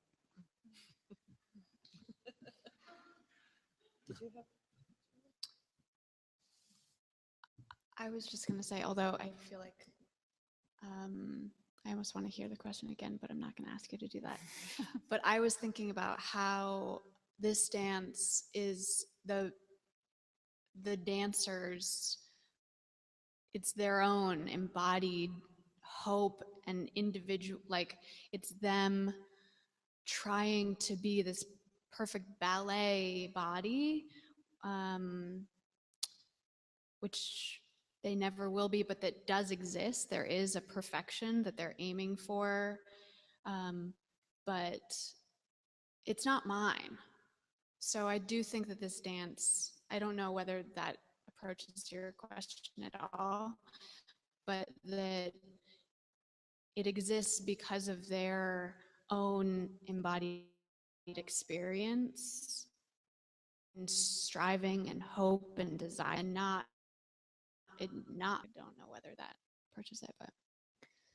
Well, you were talking about exceptional bodies. That's the phrase that kept coming out to me, because I started thinking a lot about this ballet ideal body, and what that is. And then in this particular piece, I was thinking about, exceptional shoes, because it's like, how did that shoe get the way it is? And how strange it is that you want your foot to even do that. And then it came from, in my reading, Taglioni, she developed those shoes that we did that. I was like, that's exceptional. That's unbelievably exceptional. And it's become not only exceptional, but an expectation that we have now. And like I said, I just went and I wanted to go see Wendy Whalen, her last performance, and I couldn't get tickets, and that's why I went to see her second to last performance with the Balanchine thing. And I was thinking about her body, which is, if you see her on stage, it meets all my my ideas and previous kind of the trope that I have in my head about what a ballet body should be. When you see her in real life, it looks very, she looks like she should eat some more, but she's beautiful. She's unbelievably beautiful. Anyway, I was just thinking about when you said exceptional bodies, I was just thinking about the exceptional physicality of the visual in ballet and how strange and odd it is. Well, what's interesting about what you just said is how you read power, right? So when she's performing, she's powerful, but when you see her on the street in jeans, she doesn't feel maybe as powerful. Yeah. From what what I'm getting from what you're saying, and it's the same body, but it's a certain way of articulating a gesture that it's the gesture that's carrying the weight, maybe, and how perfectly she can achieve that.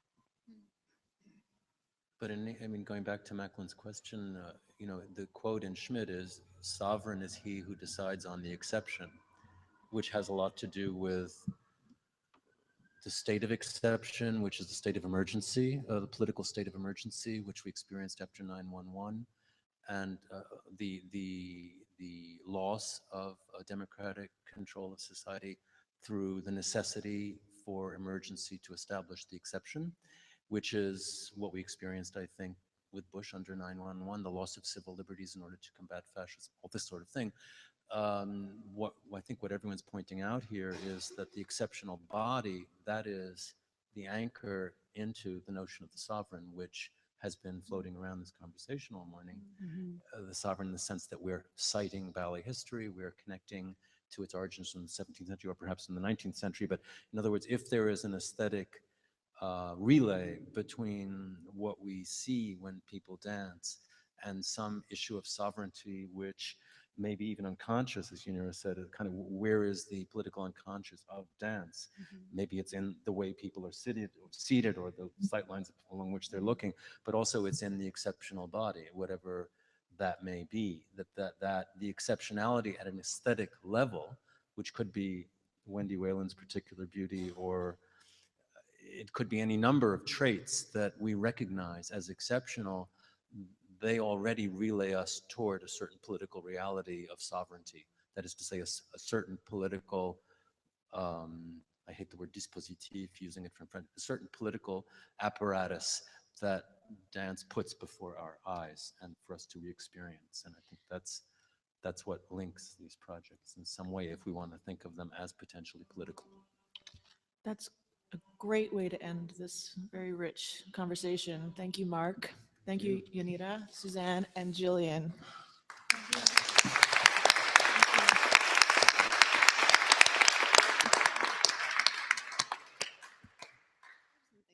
Jillian has something to say then, and we have more questions. Wow, I was that never happens at a panel. Never. Sorry, I had 1:45 and it's 1:46. Well, I just wanted to say, just in terms of this political structure that ballet seems to carry with it, is that somebody said about Polly Pocket, like, that they weren't interested in it because it's not experimental. And I guess that for her, that experimental, I just need to have a conversation about, like, what do you mean, really? But that the relay, even, I mean, and I say reference because they're not doing ballet, that cast it to a historical context, that, and even though that historical context, ballet was it was always an experimental thing. So I'm not exactly sure, but I think that it's interesting how ballet is perceived today. And I love that we're all interested in it right now, but if you guys have something to, I don't know if that's been your experience using or talking about ballet, and maybe not. Or, yeah. No, I'm just thinking. Yeah. Oh, Ashley maybe wants to. Claudia has something. Oh, Claudia.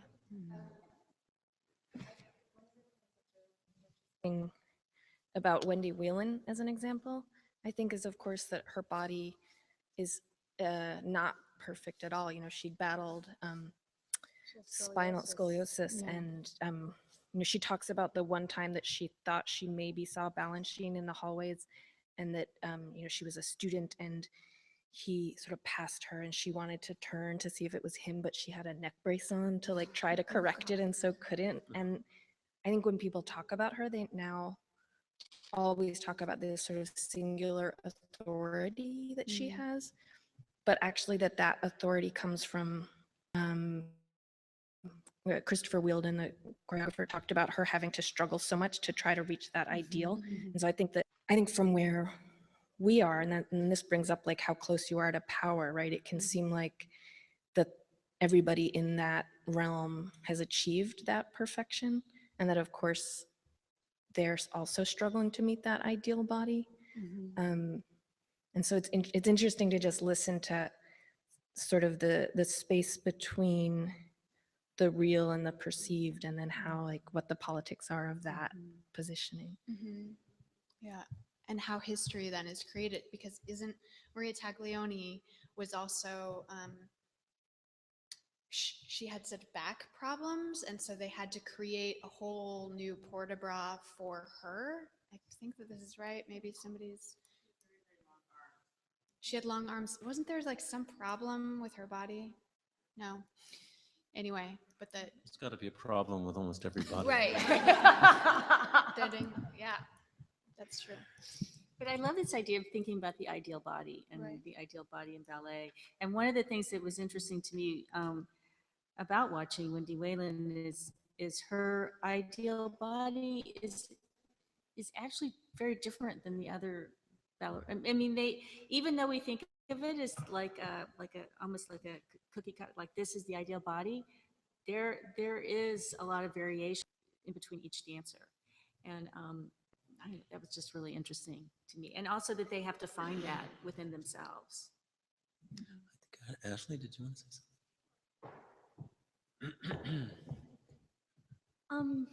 Thank you guys. This has been great. And just kind of responding to the question about sovereignty and bringing it back also, Mark, to your earlier comments about the political and aesthetics, and you said aesthetics and politics can join because they are separate.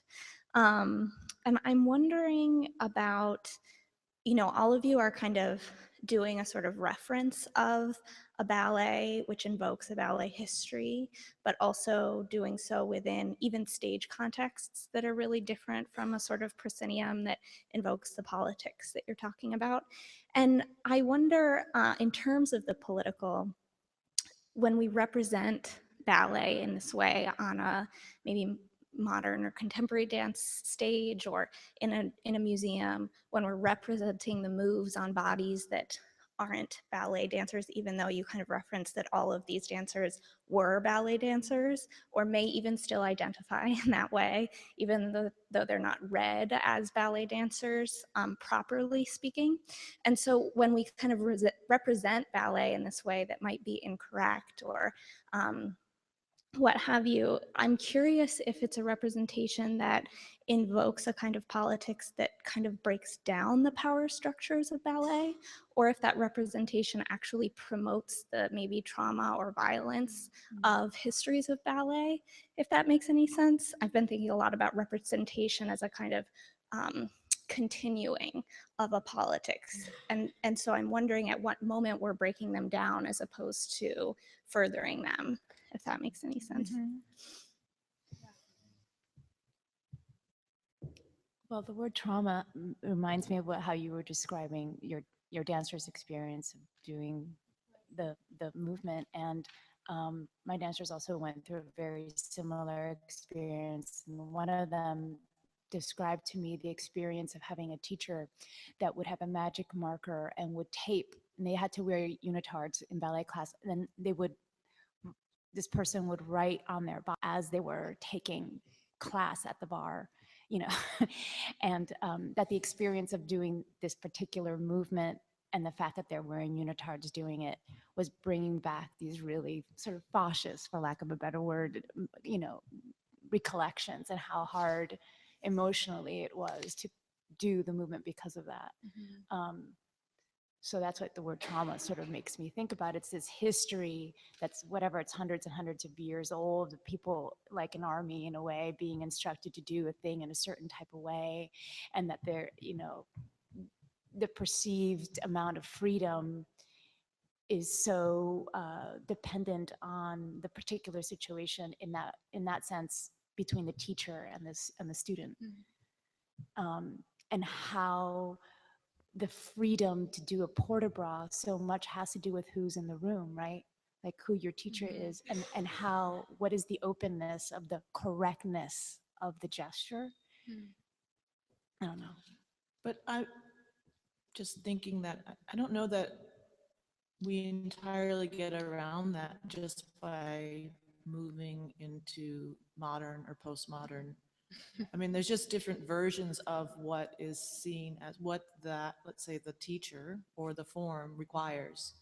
I think I wonder when you were asking your question, I kept wondering, are we really talking about technical virtuosity as we know it in Western European dance as related to ballet, and that so many of the contemporary choreographers since the 60s forward were responding in some way.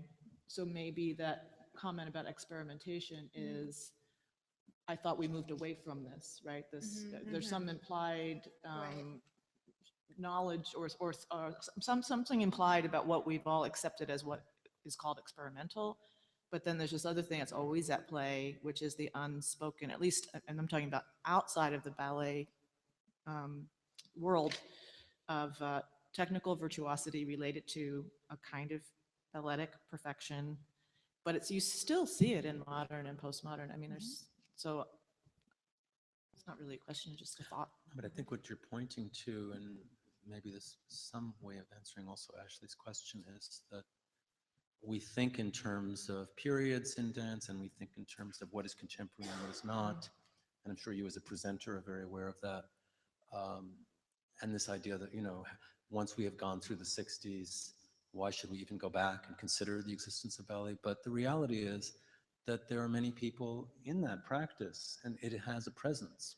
It has a living presence. So there's a difference between the temporality, the sort of headline temporality of what is considered to be new and contemporary, and the human reality of what is present within that field. And so I think, and this is something that's coming up in contemporary dance with the phenomenon of historical reenactment, or reenactment is that there are many temporalities at work. So the question of whether, or what Chakrabarty called heterotemporalities, is it's almost a crisis in historiography, not only the crisis in the historiography of dance, but of historiography properly speaking. The idea that there can be multiple temporalities and multiple historicities at work within the body, that the body itself might be considered an archive of these things, is what we're seeing in this work, and what we're seeing in a lot of other work that is more directly related to not reconstructing, but reenacting. In other words, creating a relationship of the present dancer to a past that they do not know directly and personally. So, I mean, that's a slightly different area, but I'm saying that I can see a relationship between these things, and the necessity not to think in conventional historical terms about dance history and the past of dance. Once something has happened, it is over. So are we bringing it back, or are we redestroying it, or are we making sure it's dead? I think we could be doing any of those things, but the reality, the deeper reality, is that they're all still alive. And I feel like right now we're at an exciting moment because of things like Claudia's platform in the spring, and there's so much talk about, is ballet dying? How are we going to save it? Or how are we going to actually just kill it off completely? And I think that people are, and it seems like contemporary artists are looking for how it can be joined, how we can reimagine ballet in order to save it, or in order to, I don't know, I think it's an exciting, with that book, Apollo's Angels, I don't know. What's sort of interesting about that is that they also, we also speak about opera in a very similar way, which is also from the same period, which is a monarchical period. Like, is the desire to quote unquote kill it, or some people's maybe desire to kill ballet or the opera, is really this question about, aren't we done with monarchy? So then what is democracy, and then what is a democratic form? Or if we're even moving away from democracy, then what would that be? Right.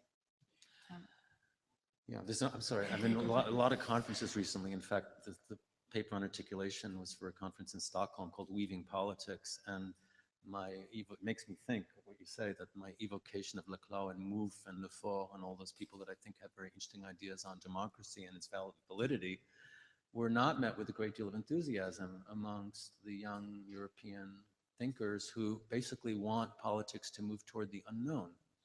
They just want something else. And I find that scary because I feel like in other occasions we move toward the unknown, we're not quite sure what we're leaving ourselves open to. But so there is an appetite for the unknown, which is, reaffirming in a way that we have to kill something. An appetite for the very known. I mean, that's the opposite, a sort of a conservatism, tradition, what we, I There, mean, that, and yes, you right. know, and in really extreme ways, and then also just sort of Yeah. where are we standing, what's How does the the firm appetite, ground? yeah, how does the appetite, the vanguard appetite for a political unknown in Europe correspond to the resurgence of anti-Semitism, which in Europe, which everyone is calling the new anti-Semitism, to sort of mask the fact that it is actually the old anti-Semitism, that nothing has in a way changed at a certain level. So these things to me are frightening, and they're also important in terms of the way we deal with traditions and the way we think about modernity and progress. But I saw another hand. Can you come up to the microphone, please? Yeah. We met at the, didn't we meet at the conference on Heidegger's Black Book? Wow. Oh my goodness. Small world. And I had just made a similar comment, so that's No, I'm funny. glad you keep making that comment. Yeah, we should keep making It's worthy of restatement. Many thoughts. One is, since I've worked as an archivist occasionally, so what crosses my mind is a lot of the historical commentary depends on what gets documented. What do we have to work with? There's so much that does not get documented. And it kind of got a little bit, came up a little bit when Yanira, you were talking about this canary dance, and they went, the Spanish people who went to the islands and they saw this dance that nobody really knows what it was. Right. And even Catherine Tarosi, is saying, we don't really know. So I am like I feel like that's the, what was the terminology you used? The unoccupied space? I don't know political theory. the empty space. The empty space. So that's almost like the, this empty space, all the stuff, the undocumented, which typically is, there's sort of like this trickle up effect. Let's say, if you think that the court dance and the Baroque dance and what ended up becoming Western theatrical dance was established by the monarchy, yeah, but there's all that other stuff that never got documented. Absolutely. And the states of exception, I don't know, it just brings a lot of other stuff to mind, and I'm not enough of a historian, and also it's not my platform to start throwing terminology. That's the other thing I wanted to comment on. There's a lot of terminology that is being used that we may not all, a lot of semantics that maybe what each speaker means may not be what the other people at the table mean, that all of us listening understand. That's another comment. The other thing about the ballet is dead or not dead or yada, yada, yada. To me, it's almost like making announcements about the death of an art form is itself a tradition. David Shields came out and said the novel was dead, and I mean, I don't know. Yeah, it's all dead. We're gonna die. It's like, so we can rejoice because tradition has been it reasserts itself with an announcement that ballet is dead or soon will be or whatever. Once it's dead, you can do it again. Exactly. And just on that note, I remember when that book came out, and I was working on in an archive, and that had a lot of old issues of Dance magazine, and so there was an editorial. It was like from the 40s. I guess around that time they had been talking about how ballet was dead, so the writer, and I don't have all the data here with me, but he was just countering that argument, and everybody says ballet is dead, but look at this, look at that, look at the other. So just to keep things in a little bit of And perspective. what this work shows is that ballet is the undead. In other Right, words, but that- I also, that I will- also It has think, to be dead so that we can reenact it. yeah, but And I that's think what that, we're doing. I think there's also a really important difference with like what happens in this country, because culture in this country is so richly informed by very non-balletic sources, which we all know, but which, so that's all I want to say. Well, and even ballet in this country, as imagined or reimagined by Balanchine, was influenced by American, rhythm tap and Broadway forms. And so, and then I also was just thinking here about what ballet meant in the 60s and 70s in relationship to the Soviet Union, and then all the ballet dancers coming to the United States and the sort of what that meant politically is, we're sort of still playing that out, actually. That's recent history, but then I'm just know if you have any thoughts about that in relationship to those moments in time. Well, certainly I've been thinking a lot about neoclassicism recently and its relation to the Baroque. And if you look at the serious treatments of Balanchine, notably Tim Scholl's book, From Petipa to Balanchine, the narrative of Balanchine's modernism is basically that he returns to the 17th century again. That it's what he calls retrospective modernism. It's an interesting argument that he develops, so that Apollo in particular, right, the sort of starting point of that in 1928 originally, is a work that is referencing Sleeping Beauty, because its relationship to Petit Pas, but through Sleeping Beauty is actually representing Louis XIV dancing the Sun King in the 1653 Ballet de la Nuit. So the male figure as Apollo, you cannot have the particular statement that Balanchine and Stravinsky make there, according to Scholl, without going back to an image of sovereignty and of the sovereign figure. So that's interesting to me, that within modernism, ballet modernism, you must have this return to the 17th century.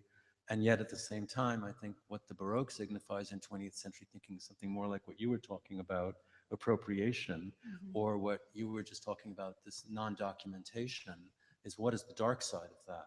What is the shadow of the sun, and what other types of conceptions of this past can we bring up that are actually not part of official culture in that way? So that's one thing. And it struck me also that in Lifa's case, in a very different world in Paris, the critic that made him what he was really was André Levinson, who was another Russian, who developed exactly the same argument as Scholl much later did about Lifa. So why can we not do in ballet without this origin, this sort of narrative of origin in the 17th century? That's one thing. And the question, the other part of your question, which deals with the emigration of dancers or the escape, is very interesting too. And I don't exactly know what to say about it here right now, but maybe other people do. I think it also, you're absolutely right, that it becomes a kind of a vitalizing again. Yeah. Yeah, I just wanted to point out that it's not just ballet, but where there's any form, there would be a traumatic experience and a politically alert moment. Because inside a form, as you would say, if there's a discourse and practice inside of institution, there's always going to be a politically problematic moment.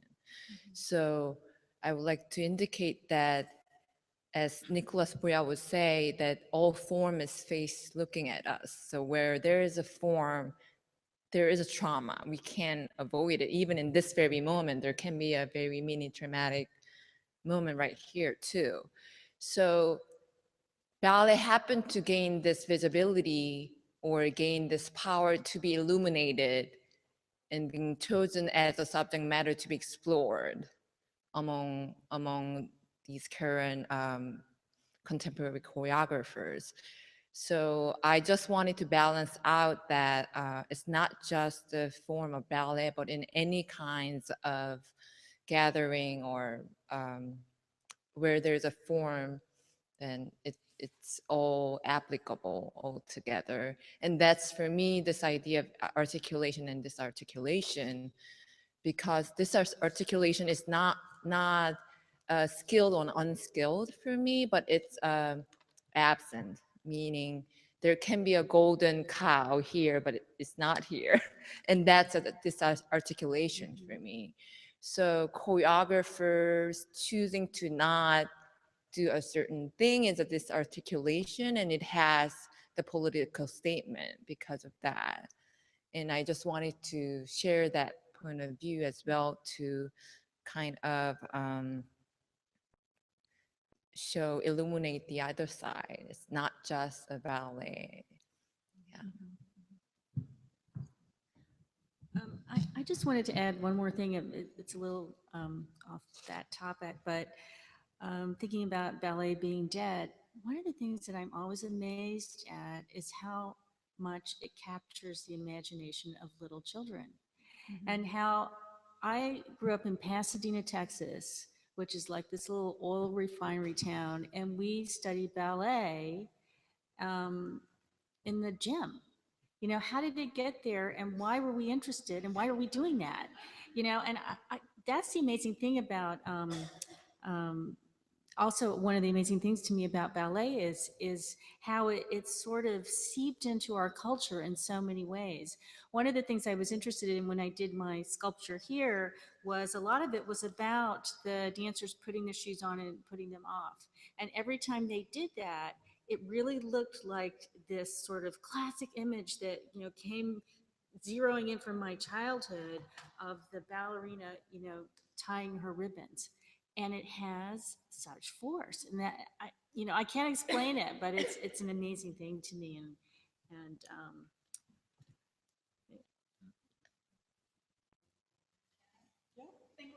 last comment. It's going to be a short one. So I wanted to share with you an image that came up to my head, or when you talked about why you're not using ballet dancers. It was Elizabeth Streb, because she's also not like acrobatic. She doesn't use circus performers. And I always wondered why I felt, as I'm looking at Elizabeth Streb or looking at your dance, which I did see, what does it communicate to me? Why do I like it? Is it the process towards expertise? Is it the struggle? I just don't know what it is, that it's this, to have it perfect, it's already there. Mm-hmm. But to not have it perfect, you're in a process. Mm-hmm. So maybe you guys can explain this to me. Thank you. Yeah. No, I feel like using ballet dancers in the work would change the meaning entirely. And it's like you would glide over ballet as potentially having meaning. I don't know how to explain this. That it would become a fact that then you would move through. Whereas I like that you can get stuck at the dancers, that it becomes much more personal because you can't break through. Maybe that doesn't make sense, but. No, it's something that is like, as a dancer too, that I am, like I do like this unknown of not knowing, because if you know, then it's like, and that's not true either, because to know it has a different kind of breadth, put it that way. But to not know, it's to reach into an area of empty space in some way, of that unoccupied political space, if you so will, that is, I don't know if it's a bigger than self, something that's bigger than being just a human being. It's something like that, but nice. And what's interesting to me in this too is that it gets communicated, being a spectator, a viewer to this process. Like even I saw your piece yesterday, thank you very much. And that whole process of being also shuffled around a little bit and being so aware of yourself. I felt like I was not the perfect viewer. I was not the perfect audience, you know. So it's all about process somewhere. Like, yeah. Well, there was this French Yeah. theorist, Pierre Legendre, years ago, who never really broke through big time, like Foucault did, but who wrote this book on dance called Le Désir d'être un autre, the desire to be another. And it was, so this sense of desire you're talking about, I didn't think the process is motivated by some desire. It was a difficult book to understand. It seemed to be partially Lacanian in as much as it seemed to be the grand autre, you know, the other of the law that we were sort of identifying with. But at the same time, there's also that other more personal desire that fuels these personal narratives of becoming. And then there seemed to be a Foucauldian aspect to his work. So I mean, it's unfortunately not that usable a text, at least not yet. Maybe if someone dared translate it, we could do something with it. Yeah. But it seems like that's a missing piece in this theorization of ballet. Yeah, and that becoming makes me think of you because as a young girl, I come from a steelworkers town. We have no ballet, but I too was infatuated with the idea of the princess. Yeah, and Back to sovereignty. yeah, Oh yeah, yeah. Little girls want to be princesses. The central fact of my childhood was the coronation of Queen Elizabeth. I'm a little kid growing up in Queens. The first media event was being introduced to that pageantry of that sovereignty. yeah. Yes, we need to, Thank we you. need to end, so pageantry. What a wonderful This way to pageantry, we are going to process away from this table. And thank you all so much. This was really extraordinary conversation. And thanks Thank for your you. question. Right. God save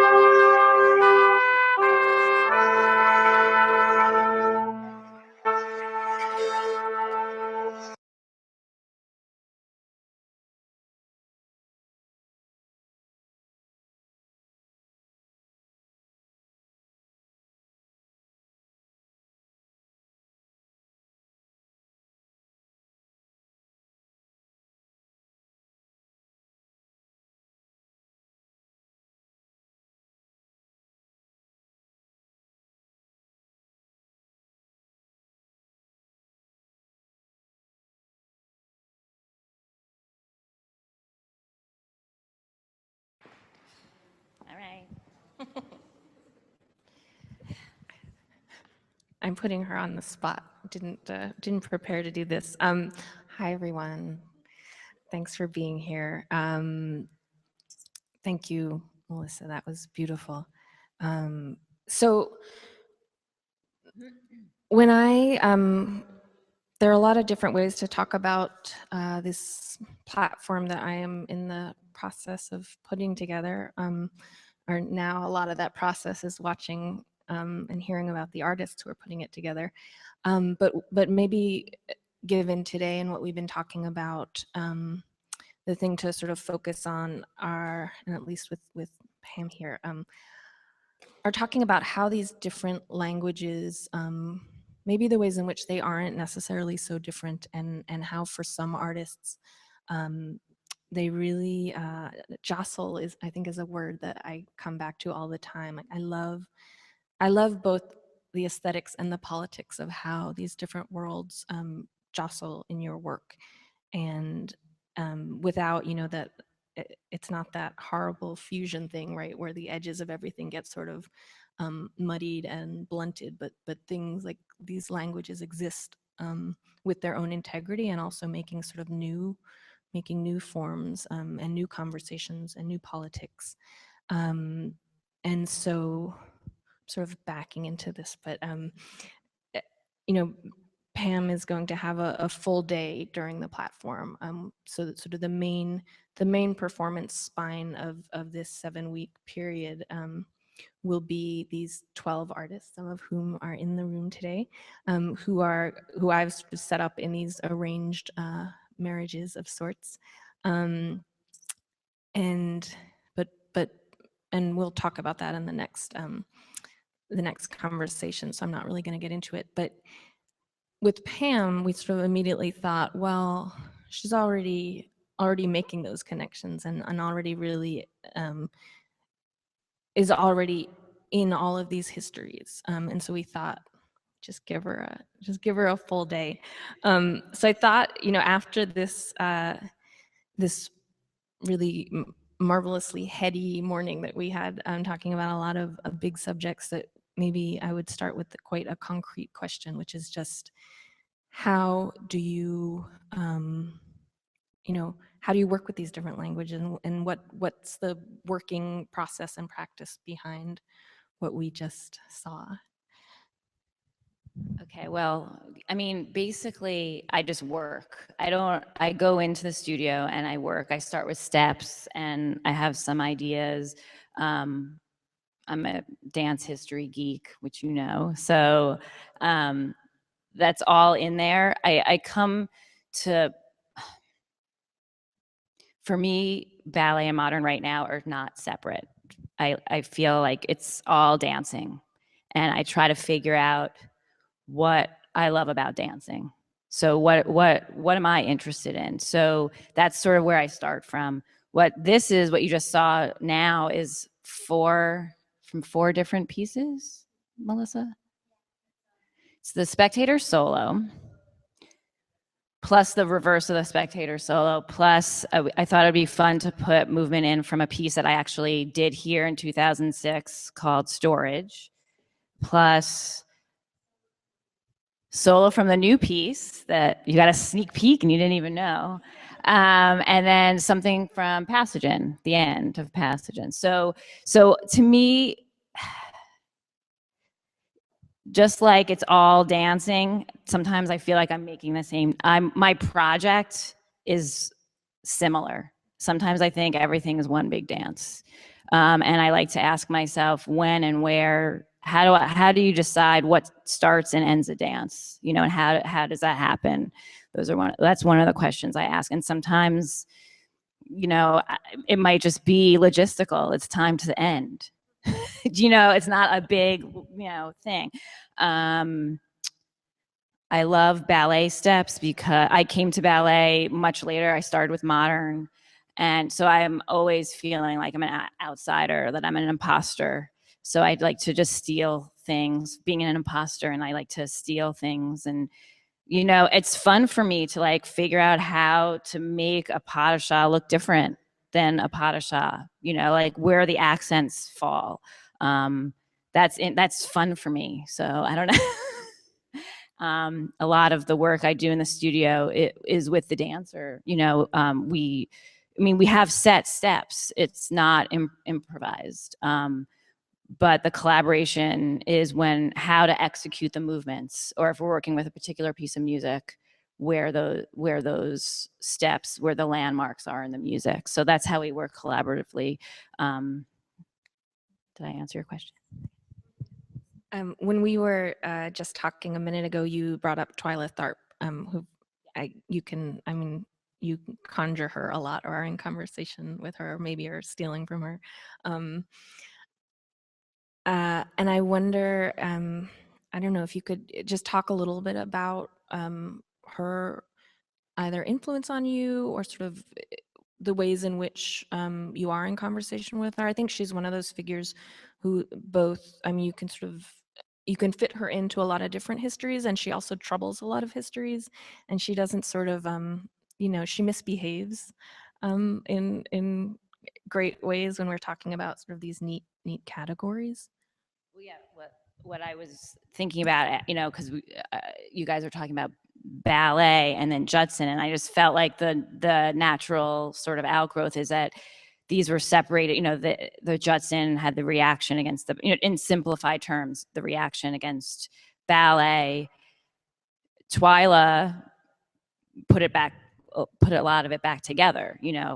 She put music back in. She, did a lot of things. She performed, she said no to the yes or whatever, So I feel like she definitely, puts together the ballet, the modern street culture, of the 70s. So I just felt like that is also really important if we're going to talk about this stuff.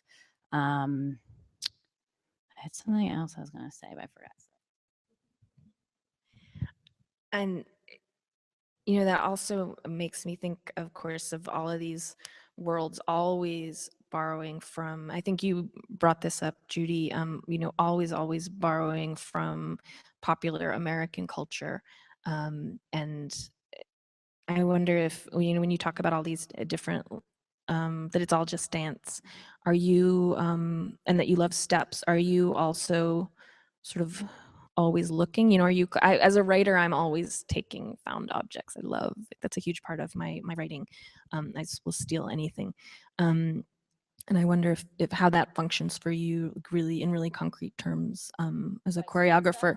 Yeah, but we all do, but like how do you, how do you watch, and when do you end up taking? Yeah, I like to take things and then disguise them. And I feel like, a couple things happen. First, I'll work.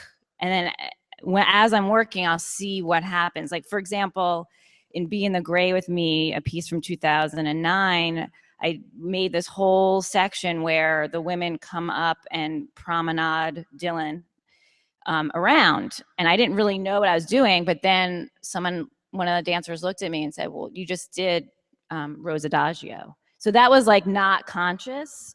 But then there's conscious things, like, okay, so Melissa does this. So that's straight out of Aegon. And this whole idea of her moving upstage and downstage from spectators and is actually from that also. It's just something, it's not like it's just a spatial thing that I noticed in ballet, that they do everything on center and they go up and they go upstage, downstage. So for spectators, I just pushed it. I'm into this thing called extreme spacing. I'm not really sure what it means. I don't know if I made it up, but I'm into it. So going really far up and down, or side, I'm still thinking about it, but I'm into that too. But then more than that also is, I have the steps and I have these histories that I'm interested in. But how do they relate? How do they make the dance? How do they relate to the music I'm using? How do they relate to the composition? That's also something that's really important to me. So putting, where is it placed on the stage and where are they looking? And, it goes to other levels, but I'm really interested in the connection between the steps and the structure of the whole piece, the structure, the composition of where they are in the space, and then how that all relates to each other is really what I'm into right now also. And then in the other conversation you guys were having about the spectator and the relationship between the choreographer and the audience. And I for me, it's like there's three levels. It's like my relationship to the dancers, my relationship to the audience, and then the dancer's relationship to the audience. So it's like all these things happening. So that's why that's why the piece is called The Spectators that I made 2013. That's the reason, because I was thinking about all those things coming from another piece that I made called Blue Ballet, where I felt like well, whatever. There's a lot of issues with that piece, but it was my most important failure. But what it made me examine was my relationship to the audience. So in that piece, I pushed them away, I felt like. And so that I felt like the following piece was my way to not do that.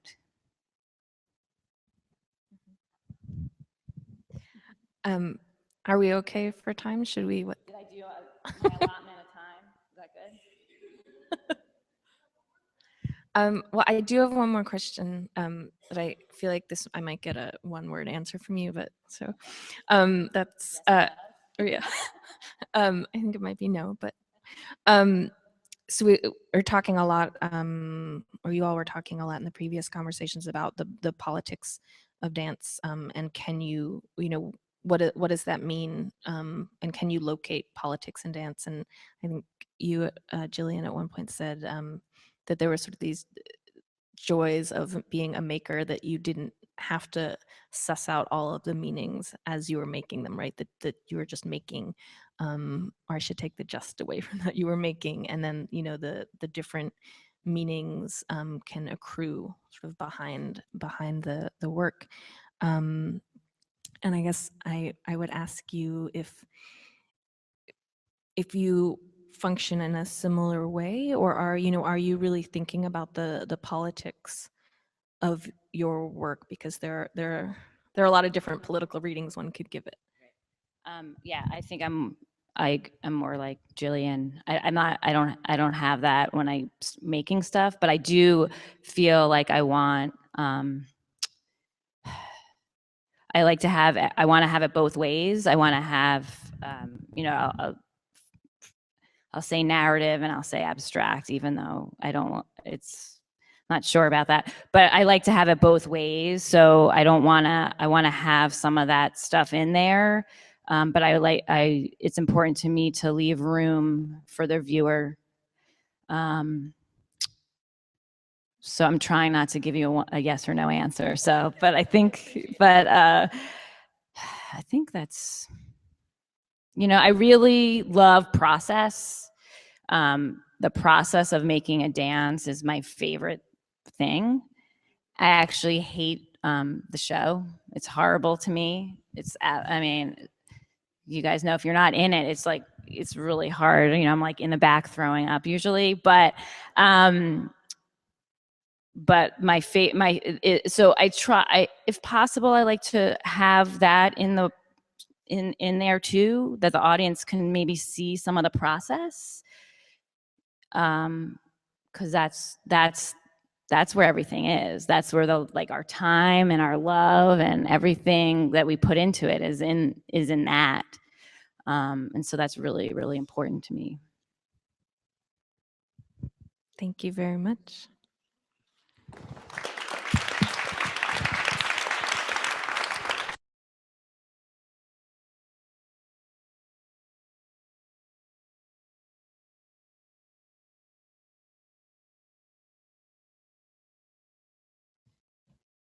Claudia conversation. It's nice. Hi, everyone. Welcome back. Thanks for joining us if you just are. So I am delighted to be joined by Will Rawls and Reed. I'm realizing, is it Bartlemy? Is that right? Bartlemy. Bartlemy. For this conversation. And we have Caitlin Gilliland in absentia. And I'm going to read something from her in just a moment. But I thought that before we get into our conversation, which is quite unscripted after the initial introduction, that I would say a few words about the platform. And I think this is the first time, if you don't count 10 minutes ago, that I've said anything about it in public. So I find, although it is not as nearly as sprawling a topic as politics and dance, that there are a lot of different strands in this endeavor, and so it sort of becomes octopus-like to me. But essentially, the platform, which takes its title from an Edwin Denby essay, started from sort of two conversations that Judy and I were having, and one was really thinking about what would be an appropriate way and an interesting way to bring ballet into dance space, and my sort of frustration over feeling like a lot of the arrangements between uptown and downtown, which is such troublesome terminology, but I don't know how to replace them. That they seem so sort of artificial, and they don't seem to be coming from any sort of true conversation. So I, of course, created an entirely artificial. I created 6 artificial relationships. But so there was on the one hand that idea of like what would be a good conversation to have, and then on the other hand, my tradition is the poet critic tradition. The thing, as Jillian said earlier, this sort of impossible thing to which I aspire. So Edwin Denby, of course, somebody who had moved in many, many different ways in New York. He was a poet, he was a performer, he was a writer. And my sense is that things are, when I look at how criticism is functioning now, it seems on the one hand a really promising time. There's writing happening all over the place. We're now several decades into very strong traditions of artists taking up criticism. And at the same time, arts journalism has fallen apart. And that is both problematic, but I think it's also really promising, because there are, of course, lots of ways in which arts journalism was problematic to begin with. So really, I have a deep political interest in stating unequivocally that criticism is a literary art form, and that it should aspire to the same things that it seeks to be in conversation with in the art forms whatever art forms it covers. And so then Edwin Denby became, and I also, because I do not have a background or a practice as a curator, I walked away from the conversation with Judy, the initial one, thinking like, I think I just got offered, I think I'm a curator. I sent her an email being like, did you offer me this? And so thinking like not wanting to be a complete imposter, and thinking how, if I were going to function as a curator, what would that mean? And then thinking, well, what is one thing a critic does? I mean, we all are very familiar with the idea of the critic as the, passing judgment, right? Yay or nay. But another way in which a critic can function as connective tissue, should a critic so choose, as a person whose literal job it is to see things in different places and to see things that she might not want to see, or that she might never have heard about, that she then has to write about for the next day and embarrass herself in international print distribution.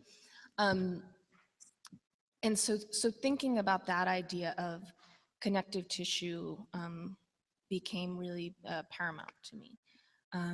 So I think I'll maybe leave it at that, and we'll maybe get into some of the other themes.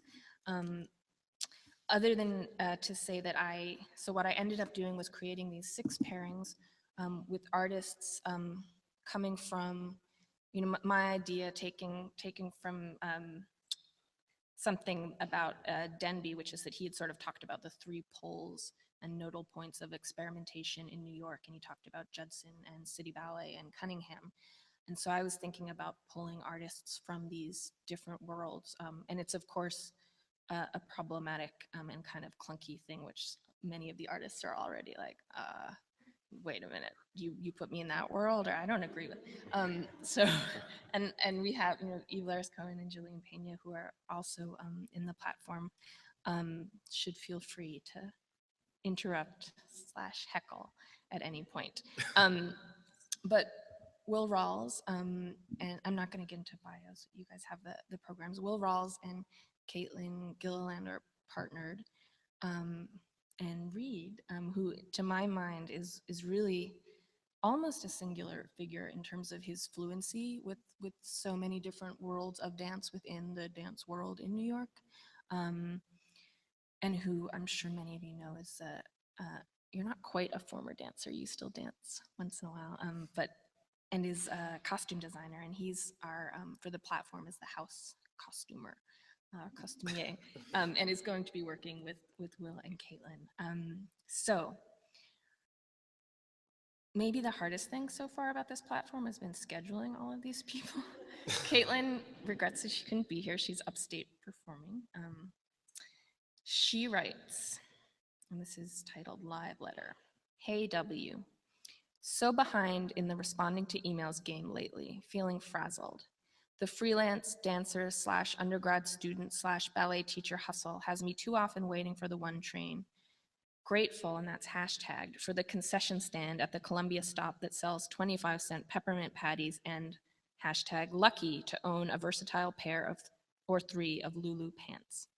Anyway, I've been stuck in the conversation we started with Claudia and Reed the other night about our practice, both individual and paired, mostly because I think I misrepresented myself in an attempt to have an immediate answer to the question of what it is, or in an attempt to fill dinner conversation. When I read the essay you sent me this week, I identified strongly with some of its themes, parenthetical, while others remain foreign to me, close parenthetical, and I settled, parenthetical, get it, haha, double exclamation point, close parenthetical, on my connection to the idea of study it introduces as somewhat similar to my idea of process, parenthetical. This word is tired, I think, close parenthetical, which I will here equate with practice.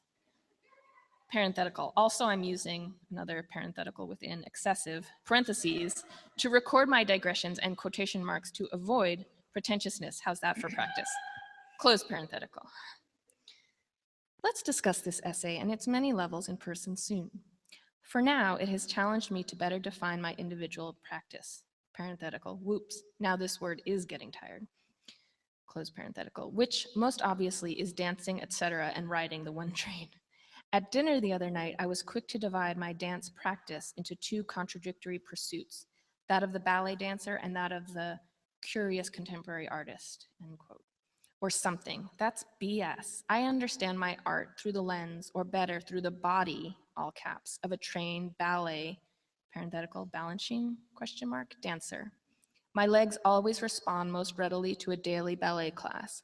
My muscles most easily remember movement impelled by music or rhythm. I crave discipline and direction and certainty and steps and counts. I believe in the strength of my ballet roots. If I didn't, I'd have no business encouraging my students to grow theirs. That said, part of my practice now includes questioning what I can't help but feel is a somewhat restrictive, open parenthetical, self-created, question mark, routine even in performance. I think you mentioned once you'd heard someone say that glamour is restraint.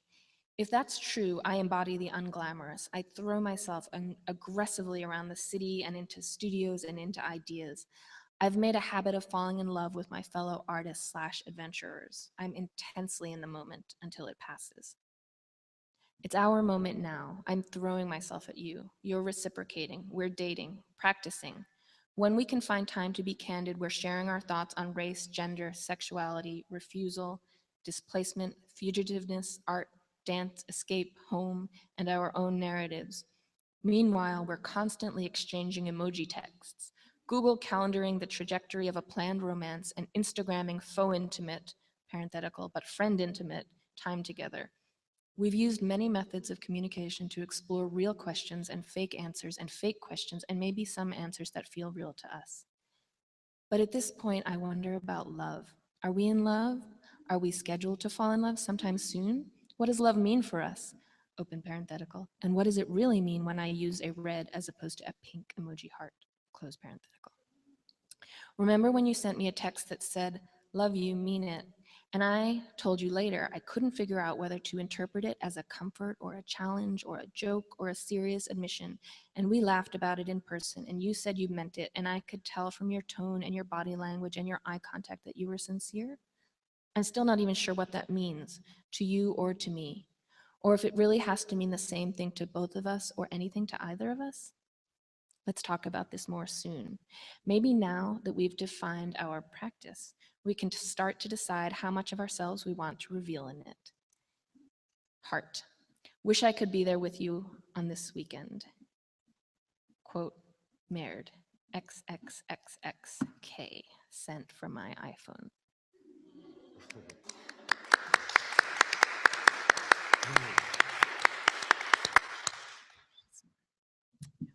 So when Caitlin and I decided to, or when we were assigned to start working together and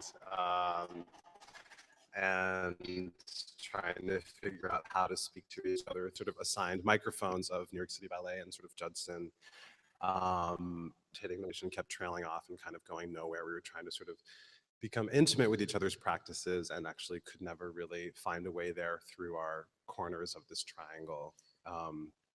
So we decided to instead date each other as a means of beginning to understand who we are as bodies and people, with emotions real or feigned inside of an artistic practice that implicates our bodies and how dance shapes and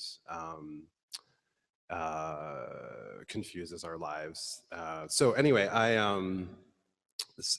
there's more to say about that, but I just brought, speaking of the critic tradition or criticism as a literary art form, I brought Roland Barthes' A Lover's Discourse, and I just flipped through it this morning. Part of Caitlin and my, what we're calling emoji practice is sort of on the fly responses to each other's proposals. So anyway, I'm just going to read some sections from the book and then we'll hand it back to Claudia. So this is from, and I don't know if you know this book, but it's a bunch of short kind of aphorisms about various aspects of love, and then each chapter starts with a kind of short aphorism, and then Bart kind of walks through various literary and psychoanalytic figures to sort of describe and unpack the term. So this is from the chapter, The Absent One. Absence. Any episode of language which stages the absence of the loved object, whatever its cause and its duration, and which tends to transform this absence into an ordeal of abandonment. Historically, the discourse of absence is carried on by the woman. Woman is sedentary, man hunts. Journeys. Woman is faithful, she waits. Man is fickle, he sails away, he cruises. It is woman who gives shape to absence, elaborates its fiction, for she has time to do so. She weaves and she sings. The spinning songs express both immobility by the hum of the wheel and absence, far away, rhythms of travel, sea surges, cavalcades. It follows that in any man who utters the other's absence, something feminine is declared. This man who waits and who suffers from his waiting is miraculously feminized.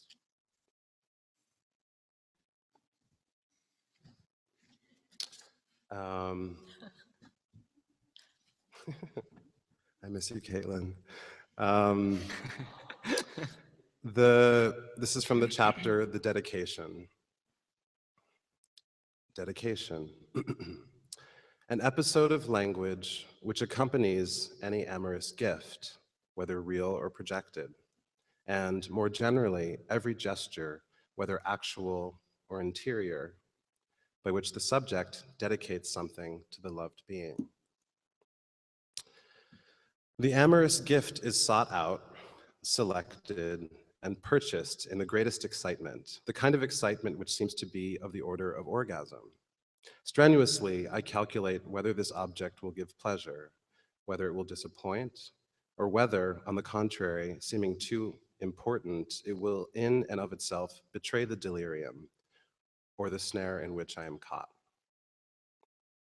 The amorous gift is a solemn one, swept away by the devouring metonymy which governs the life of the imagination. I transfer myself inside it altogether. By this object, I give you my all. I touch you with my phallus. It is for this reason that I am mad with excitement, that I rush from shop to shop, stubbornly tracking down the right fetish, the brilliant, successful fetish, which will perfectly suit your desire. The gift is contact, sensuality. You'll be touching what I have touched. A third skin unites us.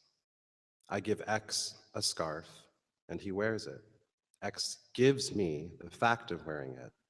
And moreover, this is how he naively conceives and speaks of the phenomenon.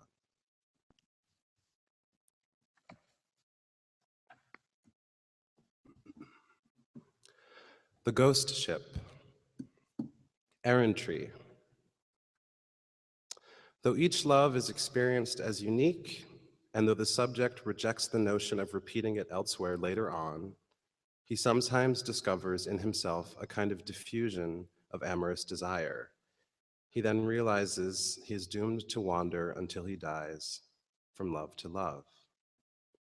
How does a love end? Then it does end?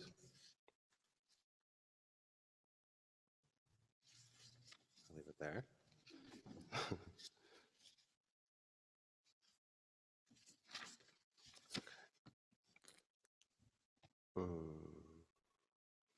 Okay, the love letter. Letter. This figure refers to the special dialectic of the love letter, both blank, encoded, and expressive, charged with longing to signify desire. Why do I turn once again to writing? Beloved, you must not ask such a question, for the truth is, I have nothing to tell you. All the same, your dear hands will hold this note. That's all I have for you right now in terms of reading. So many segues. So many So little segues. time. It's interesting to see the politics of that, several arms crossed of women immediately at certain points. Yeah. So, you know, when I started putting pairings together, and I had all of these lists and thinking of people who may be in fruitful conversation. And one of the people who I was talking to was Reed, because as I said, he really is one of the only people I know who's really equally versed in these worlds. And so I wonder, I don't know, I would love to sort of get your perspective on, you said you'd sort of been fascinated by some of these pairings and just thinking about both the, you know, the gulfs and the similarities. And I want to sort of follow up on something you'd said at dinner the other night, which was sort of thinking about, you know, what the dancers from these worlds think of each other, why there is this gap. And then talking about the sort of specificity of training and technique and how that can make bridges. You know, there's so many shared languages, and how that also creates these chasms. Right. Well, at dinner, listening to Will and Caitlin talk about their project, I mean, aside from being kind of interesting sociological experiment, I thought it was really fascinating that they were going to get the chance to kind of get some insight into the different lives that we lead based on the kind of dance that we do. And one wouldn't necessarily expect that our lives would be so different, but the everyday life of a ballet dancer is so different from the everyday life of someone who's kind of like an academic dancer, someone who's been through a kind of more academic experience and entered into the dance world in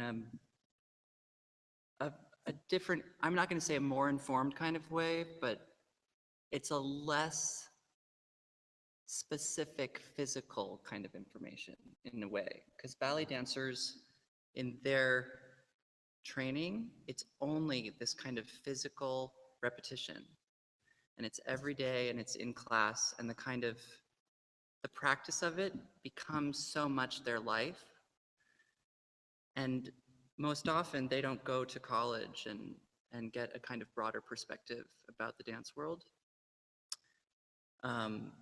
So for Caitlin and Will to have this experience learning about each other's lives, I think is so fascinating. But Caitlin is an exception in many ways because she's very curious and she's very open. But everything I'm going to say right now is a generalization. So, but a lot of people, I came from the ballet world, and it's very narrow.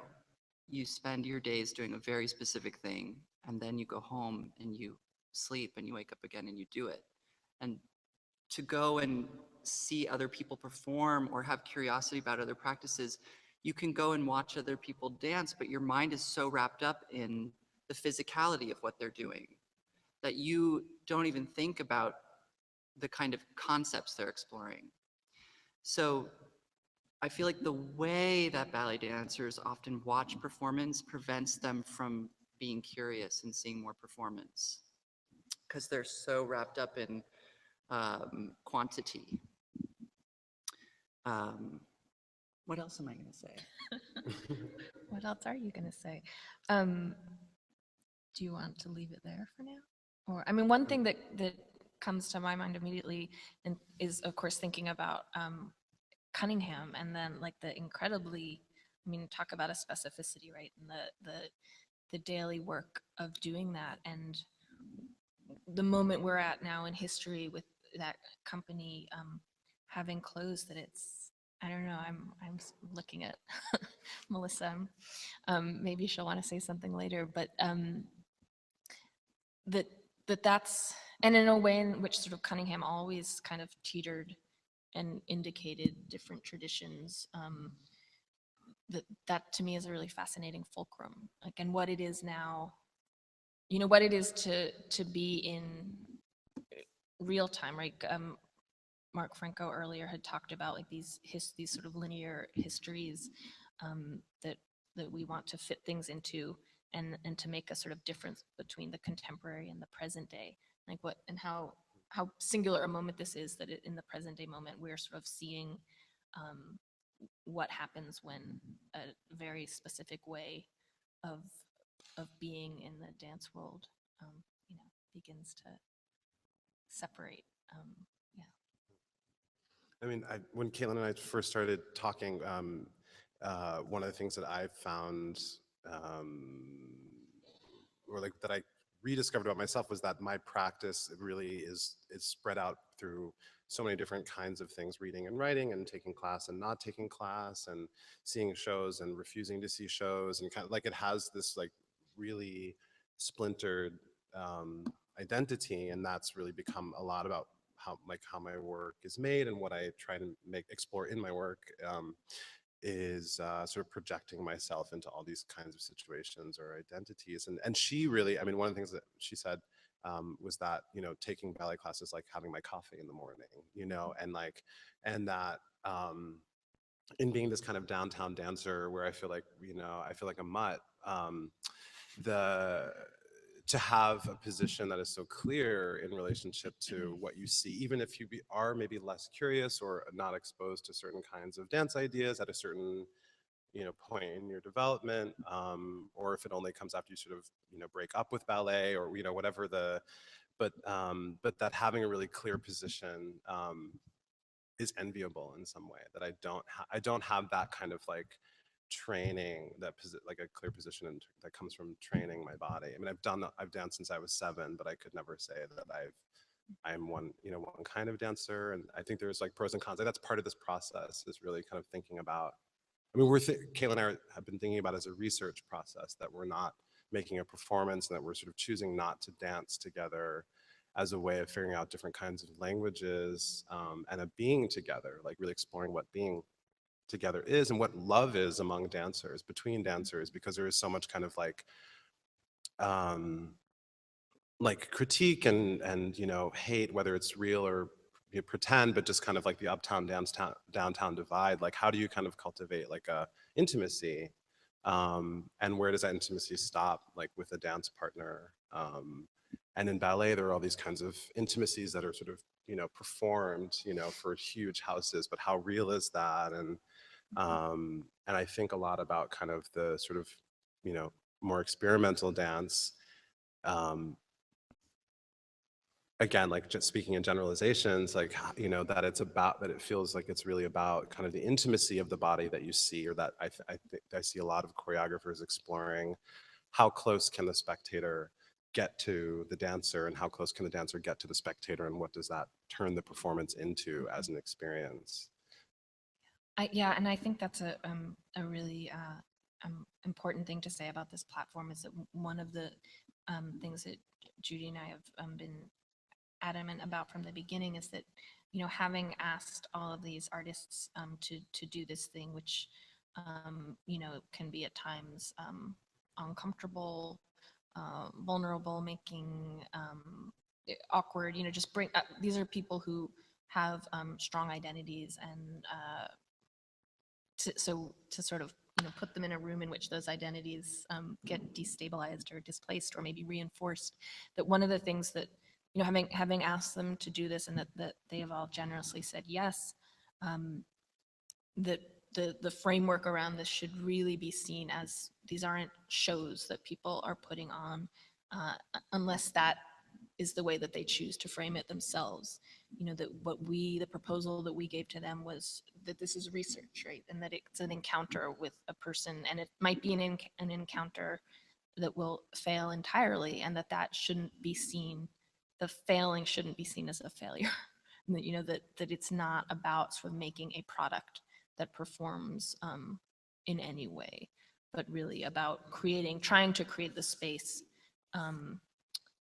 for something that is more about this research that you're talking about. And of course, I say that knowing that is very easy for me to say, you know, not having to get up and do something, and not having people's expectations when they come into a theater. But that is I guess that is the ask of the audience, that you come along for that ride. Although I'm in a church speaking to the choir, but and one of the things that one of the elements of the catalog is that each artist has a 2-page spread in which to sort of perform themselves in any way they want to. And it's been fascinating to see the range. You know, some things that when you talk about this sort of, you know, definitive positioning, and some people really have a very simple, or maybe not simple, but very sort of clear, this is my relationship to what I do.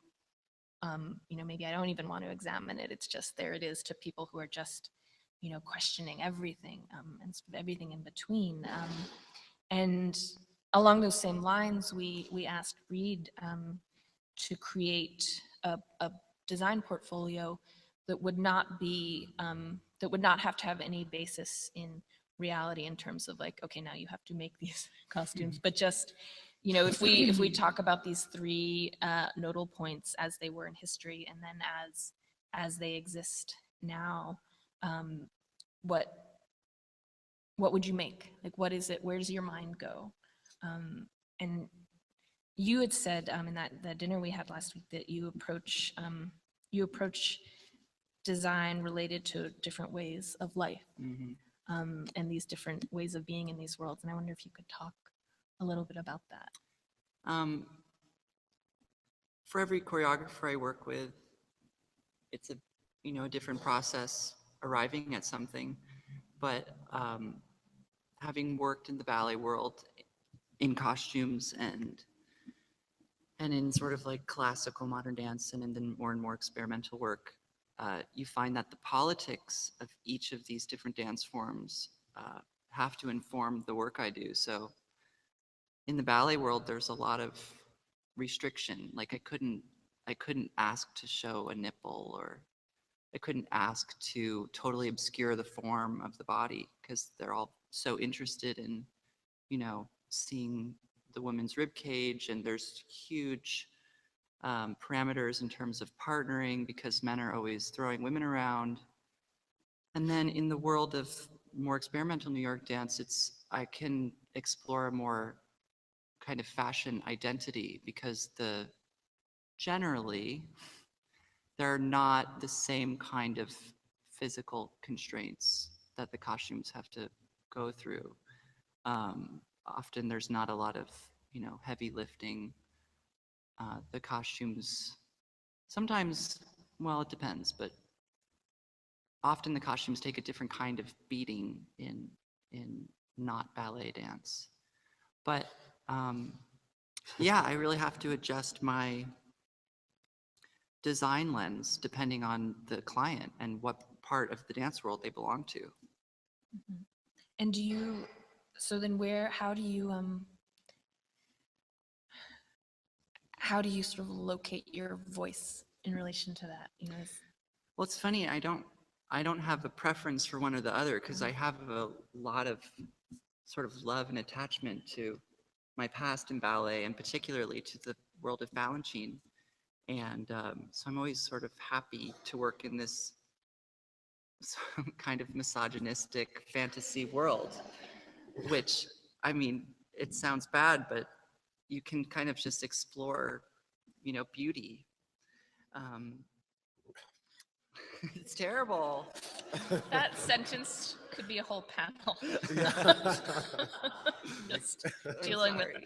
No, it's But and I get to do that in other design jobs as well, but I do find that there's more this sense of reality and contemporary times in the other work that I design. Unless I'm working for Jillian, it's always a fantasy. I saw you taking lots of notes. Oh, I don't know. I mean, it's just random. I mean, yeah, there is, I think, this idea of the history of choreography and the history of choreographers and the relationship between men and women in those roles, I think, and the idea of misogyny being deeply embedded in the history of dance making, and how to, in terms of my own politics around that, really express that through the research that Caitlin and I are doing, like how to actually not reenact a kind of choreographer dancer role, or kind of a like a sort of binary male female, where like how can we begin to sort of like play with those ideas. So I mean, what I read, of course, like choosing this and not choosing my own words to respond to Caitlin's very personal, I mean, these are all sort of ways in which we're trying to find our voices inside of this. And you chose such loaded, I mean. I did choose very loaded things. I've been accused of not being emphatic enough in my work, so I thought I would choose things that, you know, certainly make me a little crazy. And if people have questions about them, I'm of course happy to answer. What I was writing down before was that this kind of like this New York City Ballet, Merce and Judson triangle, like I've been calling the Bermuda Triangle, and that it's like all these other kind of dares and histories like have disappeared into this, that like in trying to locate ourselves in a corner of that triangle, like where, like how do I find my lineage if I don't identify with any of those, or where are the Black people in this history, where are the queer people in this history, where, you know, I mean, I think those are all questions on my mind.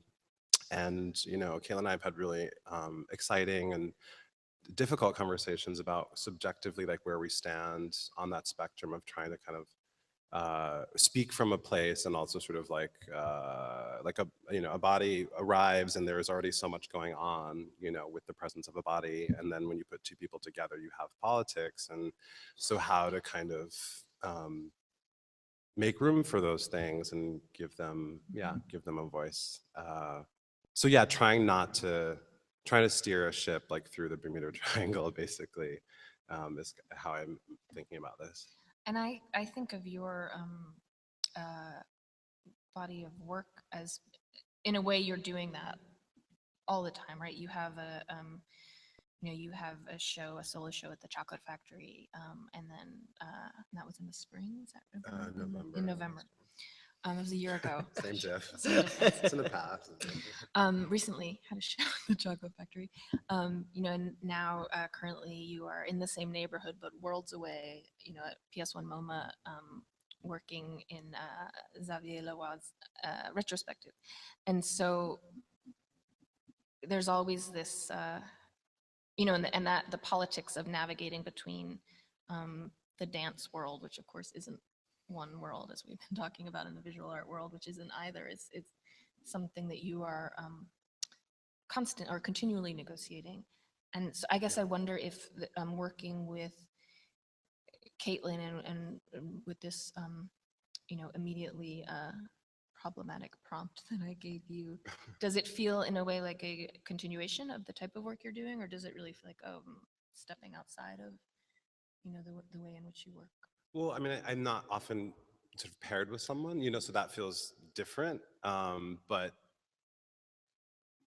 it's exciting because I think I never would have come across like a process like this if I wasn't part of this platform. And then I think what's exciting is that we're trying to invent a practice that is true to our questions. So I think my questions are the same in some way, or they're getting clearer through every project that I do. And then we found this container of fake, real being together as the practice. So, because I also wanted to be a ballerina, and I wanted to, and I remember the first time I saw the Boston Ballet, which is where I started dancing, and I remember the first time I saw a black ballerina at the Ailey School when I was studying there, and like the profound kind of transformation that my like dance consciousness underwent when I saw a young black ballerina dancing in the Ailey studios uptown, right across the street from Lincoln Center, and sort of all of that is opportunity for more kind of projection and play and evasiveness and drag of some kind. And Caitlin, I think, in some ways has her own sort of, I mean, I don't want to speak for her, but we've talked a lot about her trajectory from New York City Ballet, and then with an injury, becoming a Columbia student, and then deciding not to rejoin the company, but actually going back to teach at the School of American Ballet. So she has kind of gone and come back, but hasn't become the sort of same sort of dancer she was before, and what that means and represents to her is a really interesting conversation. So yeah, blah, blah, blah. But. One of the things that was intriguing to me when I was, so I ended up just making a lot of phone calls to these artists and trying to explain as concisely as I could what I was asking them to do.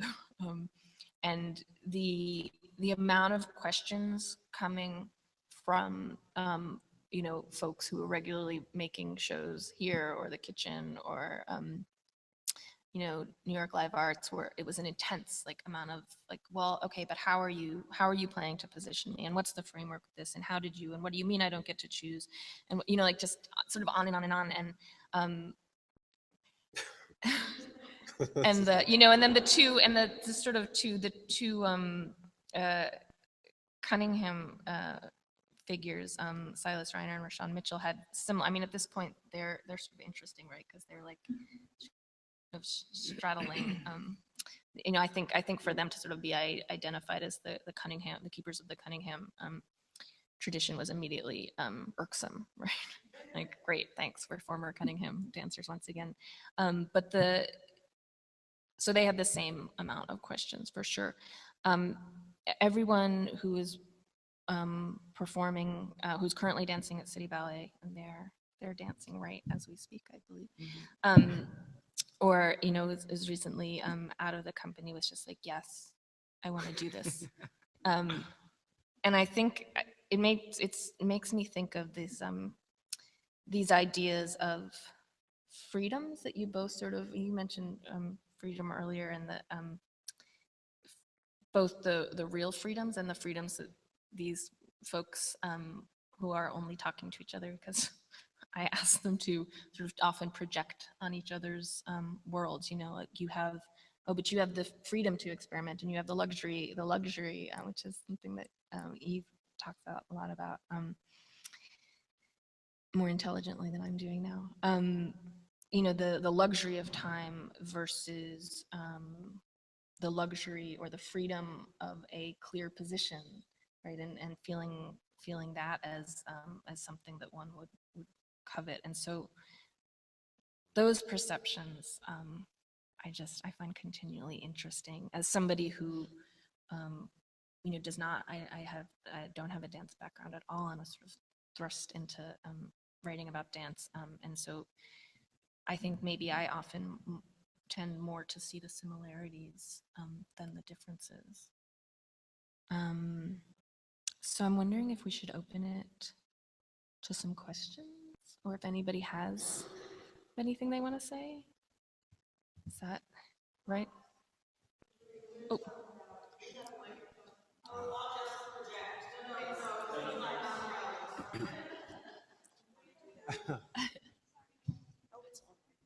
Hi, Nancy. No one will ever look at So my question to you is, when you're talking about gay history or queer history and Black history, which I think is on all of our minds as a question now because we went to see Kyle's show, is it of any significance to you who is in the company? So the fact that Merce's company had lots of gay dancers, and that there was always as Gus says, there was always a Gus Solomons. There was always a male Black gay dancer. Gus, Ulysses, Michael Cole, Rashawn. Does who's dancing matter, or is it the way it's framed? Is that, do you know what I'm asking? I think so, yeah. Which is it whether the dance itself seems queer or queered, or whether the people in it are representative to you of what you'd like to see or would hope to see? I mean, I think dance is a queer art form anyway, or that I think it's,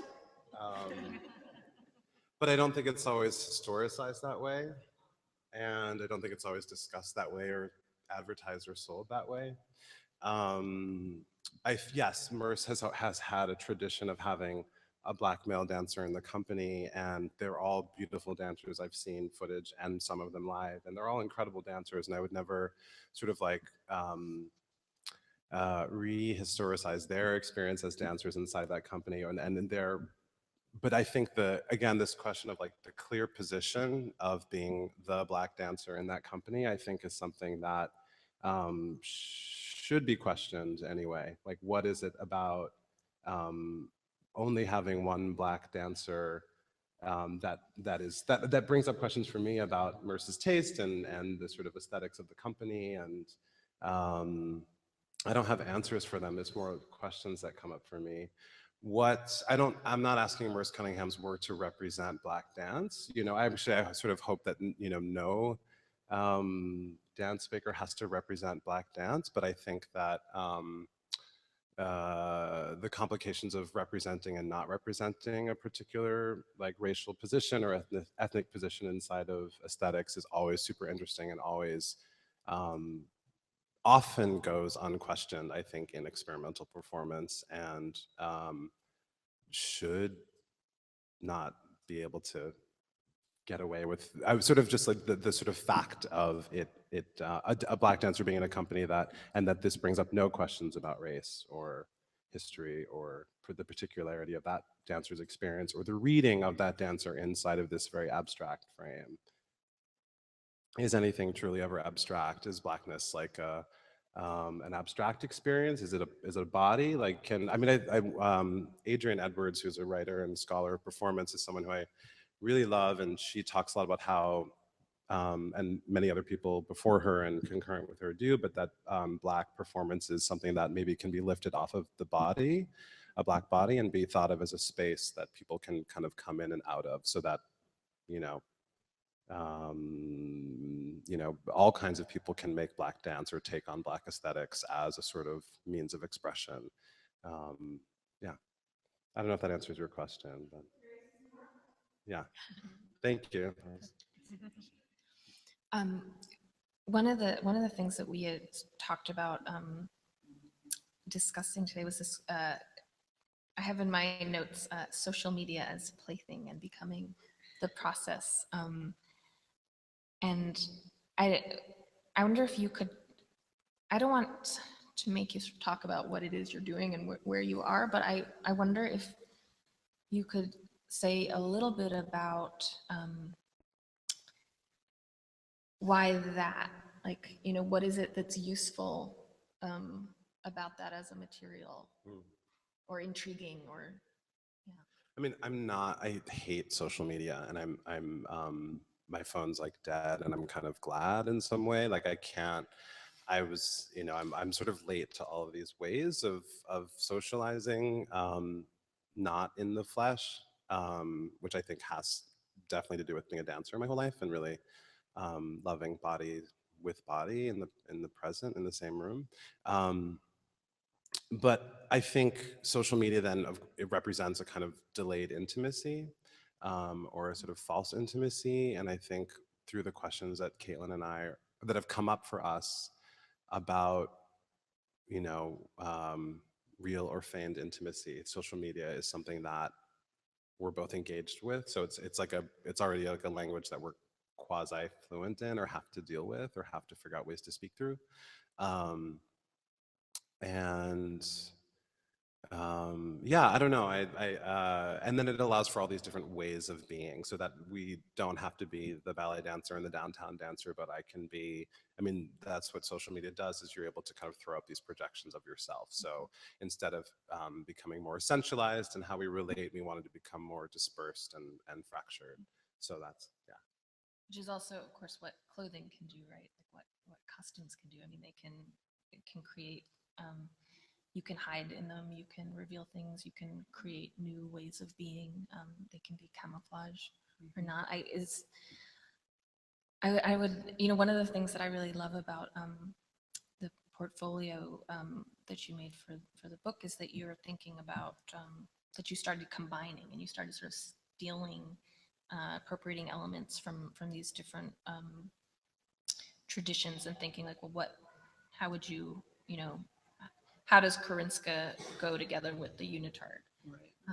And yeah, I wonder if you could talk a little bit about that. I think of a lot of the work I did for the portfolio was taking into consideration the different qualities of costume historically in these different dance forms. And for some, it was very clear. The history of Karinska with Balanchine is very well recorded, and it's an extremely clear trajectory. And then with Cunningham, also very clear. And he, in the same way that Diaghilev kind of worked with the Ballet Russe, would hire artists and hire musicians and then make dance and then bring it all together, which sounds sort of ideal in this way as as an artist working with fabric. But the Judson movement was a bit more of a question because it didn't have the same kind of clarity in terms of what people were doing costume-wise. It was more about what people were wearing in that time, and a little bit about exploring the body and how uncovered it could be or how covered it could be. But so I put a lot of thought into imagining what would have happened if Cunningham had hired Karinska to make a costume, or if what else did I do, Claudia?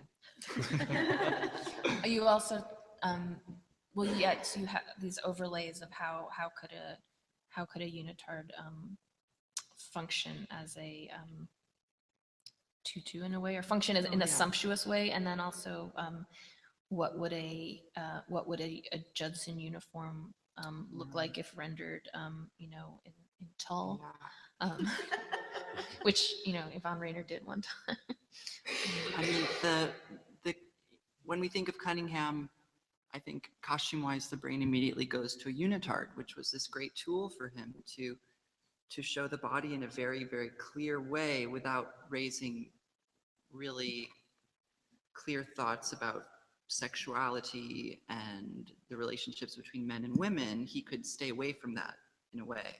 And that's not in all his work. There are some pieces where it was the role of men and women was very divided costume-wise. But I took some sort of photographic images of famous Karinska costumes, and I thought, well, what if they were digitally printed onto the unitard form so that it was, you could see every part of this person's body, but with this kind of decorated and embellished detail that was conceived of by Karinska. That's my thought. And I want to, you also worked, focused a lot in your notes sort of on costumes that reveal and costumes that hide the body, and sort of what the politics are of that, and what it means that, you know, a modern dance, very often a modern dance trouser leg will sort of cut off at the widest part of the thigh, and like what, you know, you sort of, you have this amazing like document of like how to make how to unflatter the body. I'm not sure what the politics of that are, but looking to what a lot of dancers were wearing in this kind of modern dance scene at a specific time was a lot of clothes that both didn't show the form and didn't flatter the proportions of the human body. And my question was, why? Like, why would somebody wear a pant that was cut right at mid-calf? And why, you know, I thought it's all very peculiar to me. So I did a little project about that in designing a costume, which it was exactly the most unflattering thing a person could wear, and then illustrate using text and arrows why it was so horrible.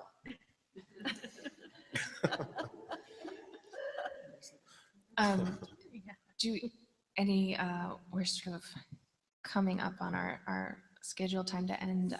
Any more questions or comments? Anyone? No? You silence the crowd. Oh, Elizabeth.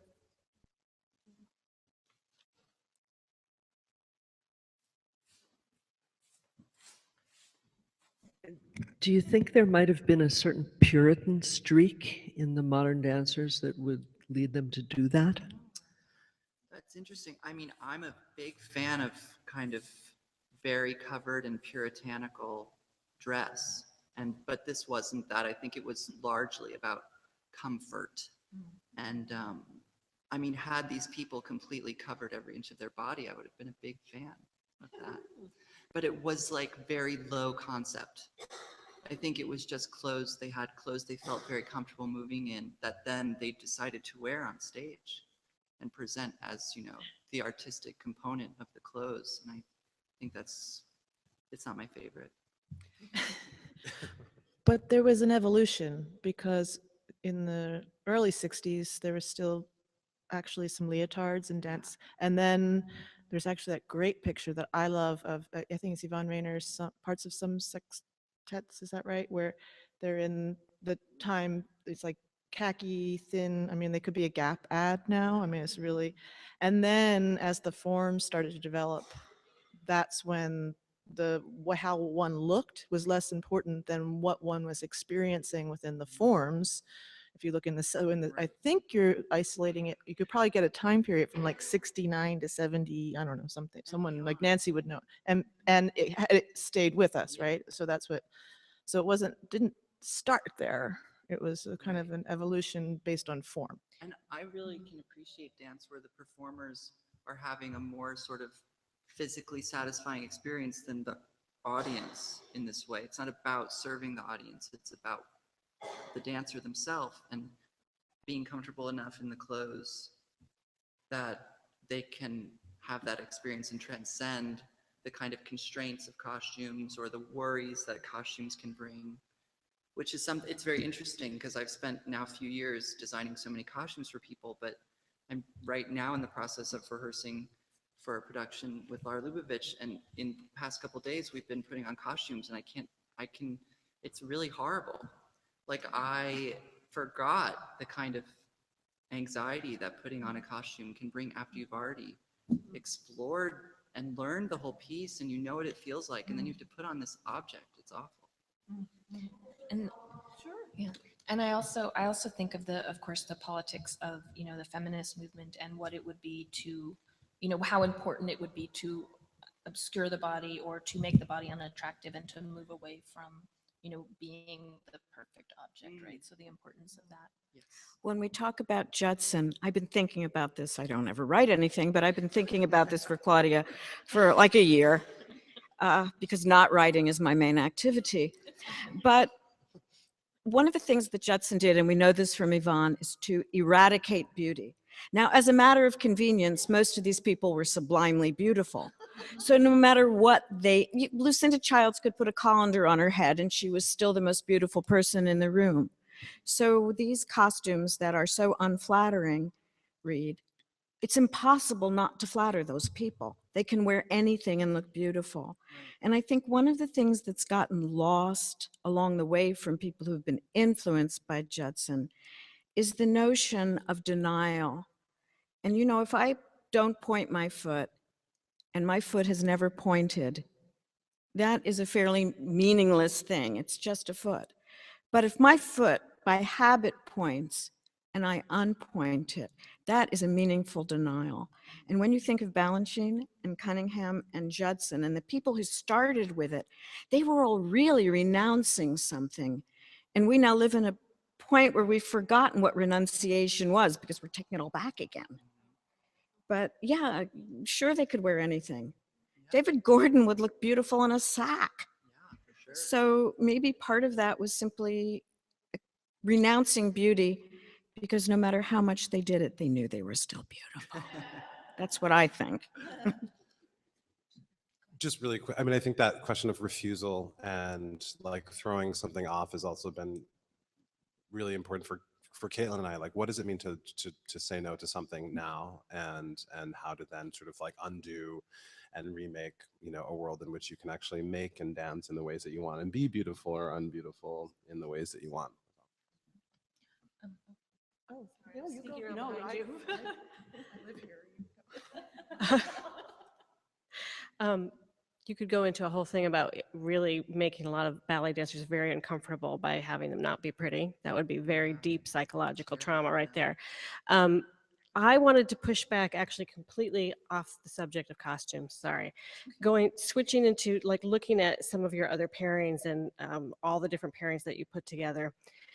I agree with everything that you're saying about the dichotomy and the differences between ballet. I'm a ballet person generally, but I love modern more. I think there's a very different experience of the women in ballet and the men in ballet.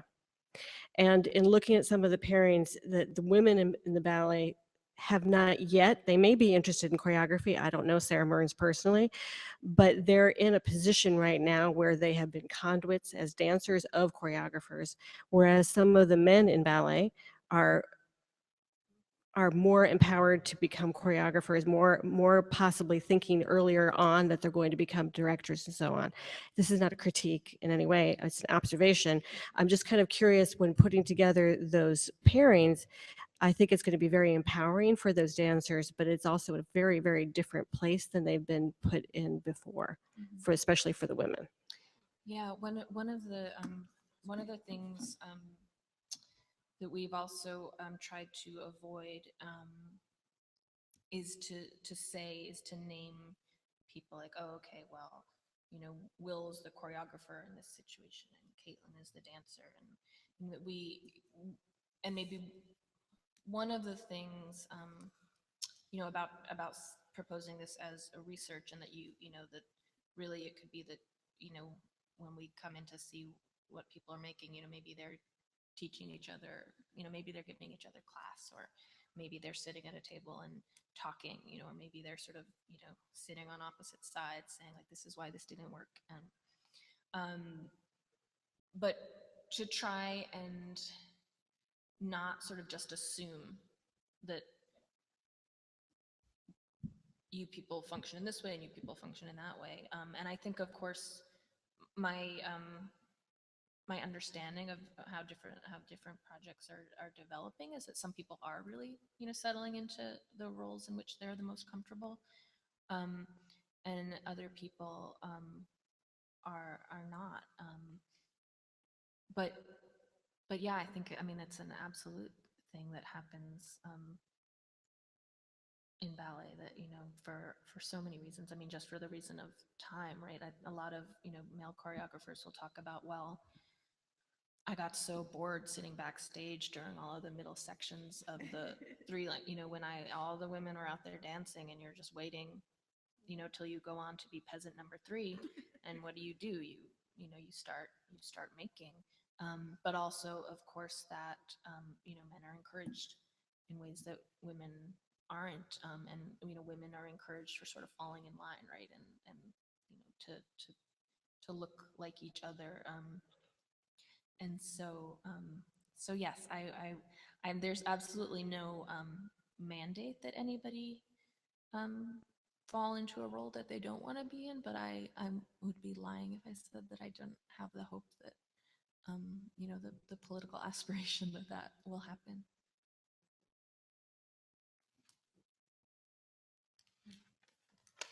Going back to costumes for a minute, or something, which has to do with perhaps the attraction from 60s, 70s, 80s into now, coming out of both modern and ballet for the a woman dancer, dance maker specifically. So how can I say this quickly? There's the refusal of wanting to actually have your beautiful line seen or be told how you should look. So being looked at is a constant for men and women, but a constant for women in the classroom and, you know, in performance. So I think there's also maybe a bit of a, like, in a particular period of time, and I think it relates to feminism, like, I am an artist, dancer, maker, not a sex object. I mean, and so there, I think there's some intentionality in not emphasizing line, curve, breast, you know, thigh, whatever.